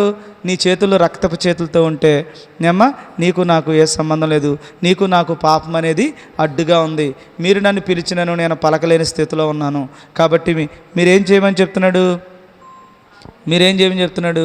చేతులు కడుక్కోండి, శుభ్రంగా కడుక్కోండి చేతులు అన్నాడు. అంతేదా? శుభ్రంగా చేతులు కడుక్కోమన్నాడు కదా అని చెప్పేసి మన కరోనా టైంలో బాగా తిరిగింది ఈ వచనం. చేతులు బాగా కడుక్కోనమని ముందే చెప్పాడు మా దేవుడు కరోనా వస్తుందని. ఎలాగ అర్థమవుతుంది అనమాట.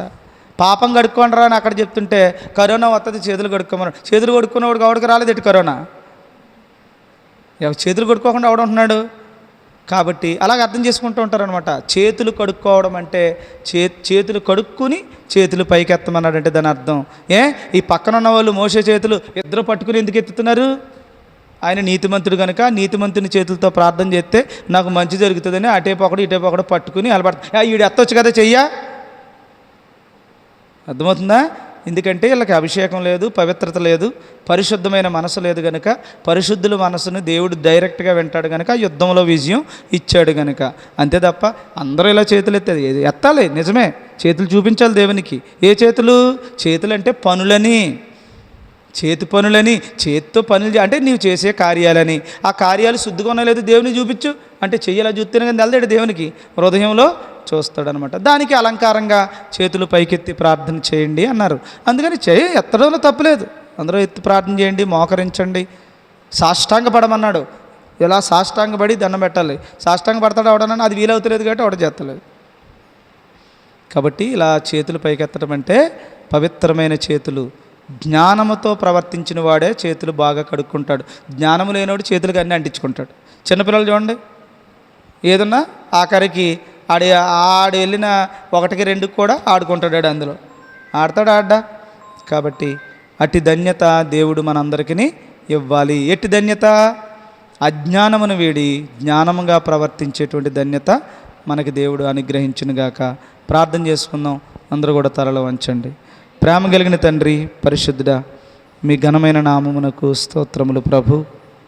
ప్రభువా నాయన, ఈరోజు శుక్రవారం ఎంతో పవిత్రమైనటువంటి మనసుతో ఈ శుక్రవారపు ఆరాధనలో పాలు పంచుకున్న బిడ్డలందరినీ దీవించండి. నీ బలమైన నీ దక్షిణ హస్తమును ప్రభు బిడ్డలపై ఉంచండి. నీ సన్నిధి కాంతిని ప్రకాశింపచేయండి. మేలుతో నింపండి. ఇదిగో ప్రభువా, భ్రష్టమైన హృదయం, దెయ్యములతో ప్రభు మనుషులను వెంటాడుతున్న సాతానుని యేసు నామములో ప్రభువా తొలగించండి. గిలగిలా కొట్టుకుంటూ ప్రభువా విలవెల్లాడుతూ కిందపడి నాయన, ఇటు పాపములో ఉన్నవాడు, ఇటు వాక్యము విన్నవాడు విడిచిపెట్టలేక ప్రభువా విలవెల్లాడిపోతున్న ఈ సమాజంలో ప్రభువా, పాపమును విడిచిపెట్టాలన్నా, లోకాన్ని విడిచిపెట్టాలన్నా, కుటుంబాలను విడిచిపెట్టాలన్నా, బంధుత్వాలను విడిచిపెట్టాలన్నా, వారు తప్పుడు చేస్తున్నప్పటికీ వారిని నాయన నాశనములోనికి నడిపిస్తున్నప్పుడు వారికి సరిచేయాలన్నా మనిషి విలవెల్లాడిపోతున్నాడు గనుక తండ్రి, అట్టి ప్రభు నాయన జ్ఞానాన్ని మాకు అనుగ్రహించండి. అజ్ఞానాన్ని నాయన మా నుండి తొలగించండి. ప్రభు వచ్చిన వారందరినీ పేరు పేరున దీవించండి, ఆశీర్వదించండి. ఎవరెవరికి అనారోగ్యం ఉందో, ఎవరెవరు పిల్లలు లేని వారు ఉన్నారు, ఎవరెవరు ప్రభువా భయంకరమైనటువంటి వ్యాధి బాధల్లో ఉన్నారు, ప్రభువా భయంకరమైన గొడవల్లో ఉన్నారో, పోట్లాటల్లో ఉన్నారో, భయంకరమైనటువంటి స్థితిలో ఉన్నారు తండ్రి, వారందరి పాపములను క్షమించి పరిశుద్ధపరిచి రక్షించమని వేడుకుంటున్నాను. ఇదిగో ప్రభువా, ప్రియ తమ్ముడు నాయన ఇజ్జిన చంటి వేమవరపు మహాలక్ష్మి గారి విషయంలో ప్రత్యేకంగా ప్రార్థిస్తున్నాం. నాయన సహాయం చేయండి. తమ్ముడిని చంటిని ప్రభు ప్రమాదంలో నుండి తప్పించి ప్రభువా ఆ బిడ్డకు మరలా నీ సత్యంలో నడవడానికి, నీ జీవములో నాయన నిర్మించబడడానికి, నాయన నీకు సాక్షిగా వెలిగింప చేయడానికి గొప్ప అవకాశం చంటికి ఇచ్చావు నాయన. ప్రభు ఆ బిడ్డ నాయన నీ మందిరంలో రావడానికి సంసిద్ధంగా ఉన్నాడు. త్వరగా తగ్గించి ప్రభు మరలా లోకములోకి వెళ్ళి లోక దెయ్యములోకి వెళ్లకుండా మహాజ్ఞానిగా నీ సన్నిధిలో నిలవబెట్టండి. పరిపూర్ణమైన స్వస్థత తమ్ముడికి ఇవ్వండి నాయన. ప్రియులు మహాలక్ష్మి గారు నాయన టెస్టుల నిమిత్తం ప్రభు కాకినాడ వెళ్ళి ఉన్నారు. వారి టెస్టులన్నీ కూడా మంచిగా జరిగి ప్రభు తండ్రి తనకి ఏ విధమైన ఇబ్బంది లేకుండా అన్ని విషయములలో మంచి జరిగిన ఆయన గొప్ప రక్షణ, గొప్ప మేలు, గొప్ప స్వస్థత ఆ బిడ్డకి దయచేయమని, ఏ లోటు లేకుండా అన్ని విషయములలో దీవించమని యేసు ప్రభు వారి శ్రేష్టమైన పరిశుద్ధమైన నామములో ప్రార్థిస్తూ వేడుకొనుచున్నాము పరమ తండ్రి, ఆమేన్. పరలోకమందున్న మా తండ్రి, నీ నామము పరిశుద్ధపరచబడును గాక, నీ రాజ్యం వచ్చును గాక, నీ చిత్తం పరలోకమందు నెరవేరుచున్నట్లుగానే భూలోకమందును నెరవేర్చబడును గాక. మా అనుదిన ఆహారము నేడు మాకు దయచేయండి. మా ఎడల అపరాధం చేసిన వారిని మేము క్షమించిన నిమిత్తం మా అపరాధములను క్షమించండి. మమ్ములను శోధనలోనికి తేక కీడి నుండి తప్పించండి. రాజ్యము, శక్తి, మహిమ నిరంతరము నీవే అయినవి తండ్రి, ఆమేన్.